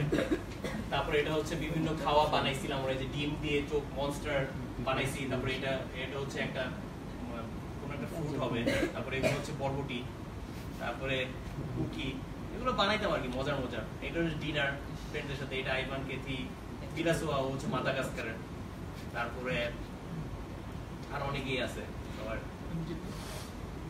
থ্যাঙ্কসগিভিং এর ডিনার। যাই হোক, এটা আর মনে হয় 5 মিনিটেই শেষ হয়ে যাবে, আমার অলমোস্ট শেষ। হাওয়াইটা দিয়ে শেষ করবো। তো হাওয়াই হচ্ছে আমার মানে আমার বলা যায় যে আমার এখনো তো আমি অত বেশি ঘুরি নাই, মানে আমেরিকাতে ঘুরছি, কিন্তু এখন গ্রিন কার্ড পাইছি, আমি ওয়ার্ল্ড ঘুরে বুঝতে পারবো। কিন্তু হাওয়াইটা হচ্ছে আমার বলা যায় যে আমেরিকার ভিতরে আমার হোম বেস। তো হাওয়াই আমি তো ওই সময়টাতে একটা ওই যে জুলাই মাসে গেছিলাম হচ্ছে 2015 এর জুলাই মাসে। আমি হচ্ছে এক্সিস্টেন্সিয়াল ক্রাইসিসের ভিতর দিয়ে যাচ্ছিলাম, সাইকোলজিক্যাল সোল সার্চিং। তো তখন আমার একটা ফ্রেন্ড বললো যে সিয়াম, তুমি একটা সোলো ট্রিপ করো, সোলো ট্রিপ করলে তুমি মজা পাবো। সোলো ট্রিপ মানে একলা ট্রিপ আর কি। তো বেসিক্যালি তখন হাওয়াইতে গেছিলাম, এবং হাওয়াই হচ্ছে আমার মানে অসাধারণ পছন্দের একটা জায়গা। পাহাড় আছে, সমুদ্র আছে। এটা হচ্ছে মাউই, এটা হচ্ছে হাওয়াইয়ের মাউন্টেন। আইওয়া ভ্যালি, এটা হচ্ছে হাওয়াইতেই। তারপরে বেসিক্যালি আমি 3 সপ্তাহের জন্য একটা সোলো ট্রিপে গেছিলাম একলা, এবং ওই পুরো ট্রিপের ভিতরে আমি মনে হয় 2 সপ্তাহই ক্যাম্পিং করছি পুরোপুরি বিচের পাশে। এটা হচ্ছে বিচ, এবং পুরো টাইমই হচ্ছে যে প্রতিদিন আমি ঘুমাইতে যাইতাম মানে সমুদ্রের শব্দ শুনতে, সকালবেলা ওইটা মানে সমুদ্রের পাশে, মানে আমি মানে সেইরকম মজা আর কি।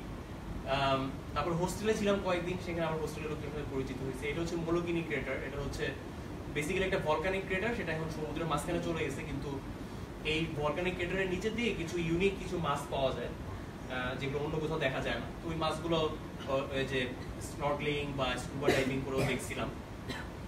হানা হচ্ছে একটা জায়গা, এখানে আমার ডেফিনেটলি এটা আমার মানে হানিমুন করতে যাইতে হবে এখানে। সো রোড টু হানা হচ্ছে একটা জায়গা মাউইর ভিতরে। তো রোড টু হানাটা হচ্ছে পুরোপুরি হ্যাভেন, মানে এটা আমি আসলে ছবিতে আসলে বোঝানো, ছবিতে তো জানোই যে কোনো কিছু বোঝানো যায় না, কিন্তু এই রাস্তাটা মানে যাই না, মনে হচ্ছে মানে গ্রাফিক, মানে সেরকম গ্রাফিক্যাল কার্ড দিয়ে বানানো হয়েছে, মানে নর্মাল না আর কি জিনিসটা। মানে সমুদ্র আছে, পাহাড় আছে, গাছপালা গুলা মানে লিটারালি বেহেস্টের মতো আর কি। আমি তো বেহেস্ট দেখিনি, কিন্তু আমার মনে হচ্ছে এত সুন্দর জায়গা দেখিনি আর কি আমি। তা আমার বাংলাদেশের মধ্যে সবচেয়ে ফেভারিট জায়গা ছিল সেন্ট মার্টিন বা বান্দরবন, এগুলো। বাট হাওয়াই দেখার পর আমার মনে হয়েছে যে আর হাওয়াই এখন আমার বাসা। হ্যাঁ, এটা হাওয়াই হচ্ছে একটা মানে very close to my heart. তারপরে হচ্ছে হনুলুয়া বিচ, এটা হচ্ছে আরেকটা জায়গা। এটা হচ্ছে হোয়েল ওয়াচিং লাখাইনাতে। এটা হচ্ছে ওই দুইজনের সাথে পরিচিত হয়েছিলাম ইয়াতে, ওখানে হোস্টেলেই ওদের সাথে আবার একটা হাইকিং করতে গেছিলাম, ডে লং হাইক। এটা হচ্ছে হালাইকালা, এটা হচ্ছে বেসিক্যালি একটা ভলকেনো। ওই ভলকেনোটার সামিটে উঠছিলাম, মানে এটা একটা dead not active passive volcano. ওইটার উপরে সকালবেলায় ভোর আমরা মনে হয় 4টা-5টা দিয়ে গেছিলাম। আমি একটু টান দিয়ে বলে দিচ্ছি, শেষ করতে হবে। এগুলো ছবি, আসলে বলারও কিছু নেই, প্রত্যেকটার সাথে গল্প রিলেটেড আছে, বাট এত যাওয়া যাবে না। হালেমামা ক্রেটার, এটা হচ্ছে বেসিক্যালি একটা অ্যাক্টিভ ভলকেনো, এই যে খুব হালকা দেখা যাচ্ছে, এই যে একটা লাভা। এগুলো সবগুলো আমার তোলা ছবি। এটা হচ্ছে ওই অ্যাক্টিভ ভলকেনোটার আশেপাশে মানে রাস্তা ফাটা, হ্যাঁ পাঁচটা নাম হচ্ছে কিলাওয়া কি হাওয়াই নামগুলো একটু এরকম। তারপরে ওই আগেকার যারা হাওয়াইতে থাকতো তারা ওই পেট্রোগ্লিফ ওই পাথরে লিখে রাখতো ওগুলা। ওয়াইপিও ভ্যালি, এটা হচ্ছে বেসিক্যালি এটার মানে হচ্ছে ভ্যালি অফ দ্য কিংস, এই পাহাড়ের ভ্যালিটা সেই রকম মানে ইনসেইন পুরো জায়গাটা। এটা হচ্ছে ভ্যালির নিচে ঘোরা টোরা, মানে লিটারালি মানে একটা শান্তি শান্তি ভাব স্টেটের ভিতরে, মানে সেই রকম একটা জায়গা। এবং সবগুলো ছবি আমার তোলা, মানে প্রফেশনাল না। মলুলু বিচ, এটা হচ্ছে বেসিক্যালি এখানে একটা হাওয়াইতে গেলে লোকজন মাথায় এমন খারাপ হয়, তারা ওখানে চাকরি ছাইড়া দিয়ে থাকে। তো একজন লোকের সাথে পরিচয় হয়েছিল, আমার বলছিল ভাই আমি এখানে একটা পোস্ট দিব। তো সে বেসিক্যালি পুরো ফুল ন্যাচারাল, সে এটা বানাইছে, পরে সে আবার ওই সে নিজেই বাসা বানাবে সোলার প্যানেল ট্যানেল দিয়ে, ফুল আউট অফ দ্য গ্রিড বলে এটাকে, অফ দ্য গ্রিড সে করতেছে। এটা হচ্ছে কায়াকিং করতেছি মোলোকিনি, আরেকটা না মোলোকাই একটা ইয়াতে, এটা তো ইমরান আগেই দেখাইছে, কিছু নামি দামি পোর্ট। তারপরে হানুমা বে, এটা একটু থিমের ইয়া, এটা হচ্ছে বেসিক্যালি গোপ্রো দিয়ে তুলছিলাম। যাই হোক, আমি প্রায় শেষ, আর মানে এটা জাস্ট অলমোস্ট এন্ডিং। তো বেসিক্যালি এটা এই জায়গাটাতে আমার এটা তোমরা করতে পারো বা স্লাইড দিলেও সমস্যা নাই। তো বেসিক্যালি ওই হাওয়াই রোড টু হারার পথে একটা জায়গা আছে, সেটার নাম হচ্ছে ব্ল্যাক স্যান্ড বিচ, আর এটা হাওয়াইয়ের নাম হচ্ছে ওয়াইয়া নাপা নাপা স্টেট পার্ক। তো ওই জায়গাটার ভিতরে এটা হচ্ছে যে বেসিক্যালি এখানে একটা ইয়া আছে, বলো এটা না, এটা হচ্ছে একটা ব্ল্যাক স্যান্ড বিচ, মানে এখানকার যে স্যান্ড গুলো কালো হয়ে গেছে, কারণ হচ্ছে ভলক্যানিক ইয়া দিয়ে ওইটা কালো হয়ে গেছে, ওইটা স্যান্ডটাই কালো। এটা খুবই একটা ইউনিক একটা ভিউ, কারণ সবগুলো বিচের বালিগুলো ছোট ছোট গুলো কালো, পুরোটাই কালো একটা বিচ। তো ওইখানে ওই যেদিন রাত্রে ছিলাম সেদিন আবার ফুল মুন ছিল, তো সেই দিন রাত্রেবেলা এটার ভিউটা হচ্ছে একটা ক্রিসেন্ট শেপ একটা বিচ। আমি ক্রিসেন্ট শেপের বিচের একদম মাঝখানে বসেছিলাম এবং ওই সানসেট হওয়াটা দেখছি, এবং তারপরে মুন আসতেছিল, এবং আমার কাছে মনে হচ্ছিল কি, এবং এই যে সমুদ্রের বাতাস হচ্ছিল, মুনটা আসলো, আমার কাছে মনে হচ্ছিল যে আমি একটা মুভি থিয়েটারে বসে মানে 10 টাকা দিয়ে ক্যাম্পিং করে আমি এখন একটা মানে আমি মনে হয় $1000 দিতাম ওই সিনের জন্য। তো ওখানে বসে বসে আমি দেখলাম ইয়াটা, আমি ভাবলাম যে এই পুরা জিনিসটা মানে আমার জন্য হচ্ছে, এই মুভিটা আমার জন্য প্লে করছে, আমি একলা বসে বসে দেখছি, মানে এটা ফাটাফাটি। সো আমার কি ওই জায়গাটা, আমি আসলে কখনো সোলো ট্রিপ দেইনি, ঠিক আছে, এর আগে আমি সবসময়ের জন্যই ধরো আমি অনেক সোশ্যাল, এখনো সোশ্যাল, কিন্তু আমার কাছে মনে হয় যে আমাদের সবার একটু সোল সার্চিংও করা দরকার, যেটা আমার লাস্ট কয়েক বছর একটু বেশি হচ্ছে। এখনো হয়তো তোমরা একটু ইয়াং, আর আমেরিকায় গিয়ে যখন সব ফুল হয়ে যাবে তখন এইসব রং ঢং আসবে হয়তো। সো বাট যাই হোক, তো তখন আর কি মার্থা পোস্টেল ওয়েটের একটা ইয়া আমার মানে যেটা মনে হয় সেটা হচ্ছে, do not try to save the world or do anything grandiose, instead create a clearing in the dense forest of your life and wait there patiently until the song that is your life falls into your cupped hands and you recognize and greet it. Only then you know how to give yourself to this world so worthy of rescue. So এটা হচ্ছে আমার একটা yeah, আর যেটা realization possibility, stop taking the jar and you can clearly see. এটা হচ্ছে আমার personal যেটা ইয়া, সে যেটা পিয়ন মানে হচ্ছে জাস্ট এখন কিছু রেট্রোস্পেক্টিভ।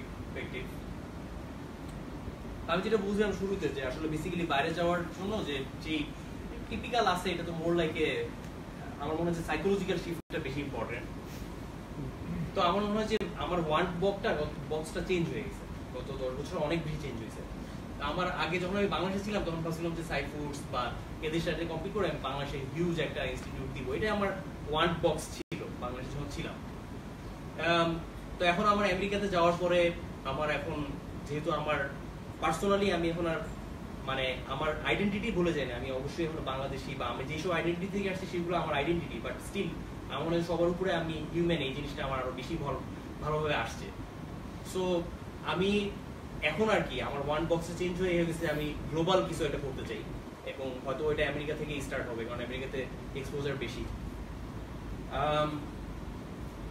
রিয়েলিটি বক্সও চেঞ্জ হয়েছে। আমি তখন এমবিএ করছিলাম বাংলাদেশে বিমানে এবং ট্রেনিং সেন্টার করতেছিলাম, এটা রিয়েলিটি ছিল।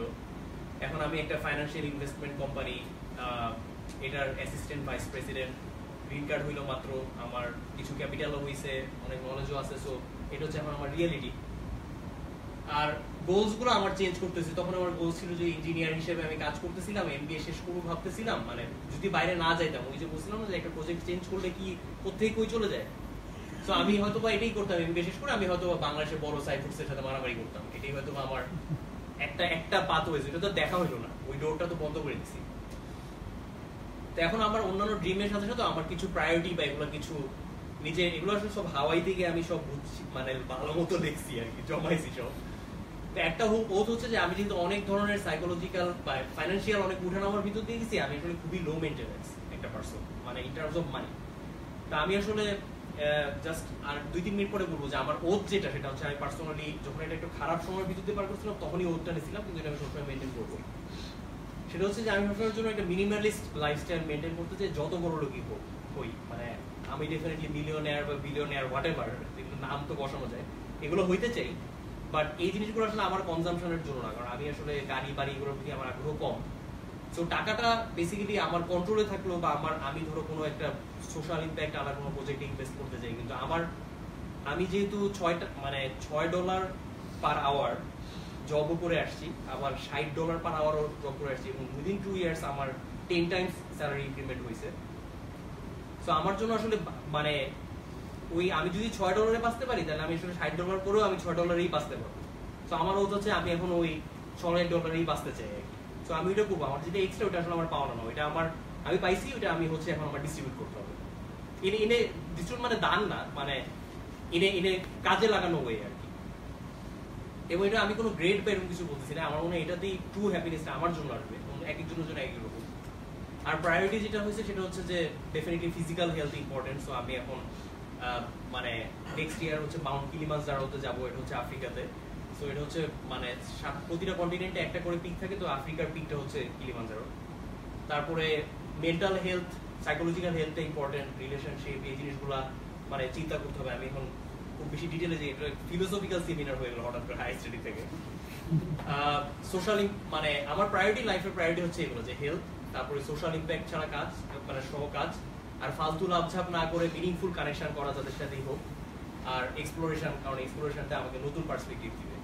আমি জেনুইনলি অনেক গ্রেটফুল যারা হায়ার স্টাডি অ্যাবাউটের ফ্যামিলিটা মেনটেন করছে এখানে। ও মাই গড, এই যে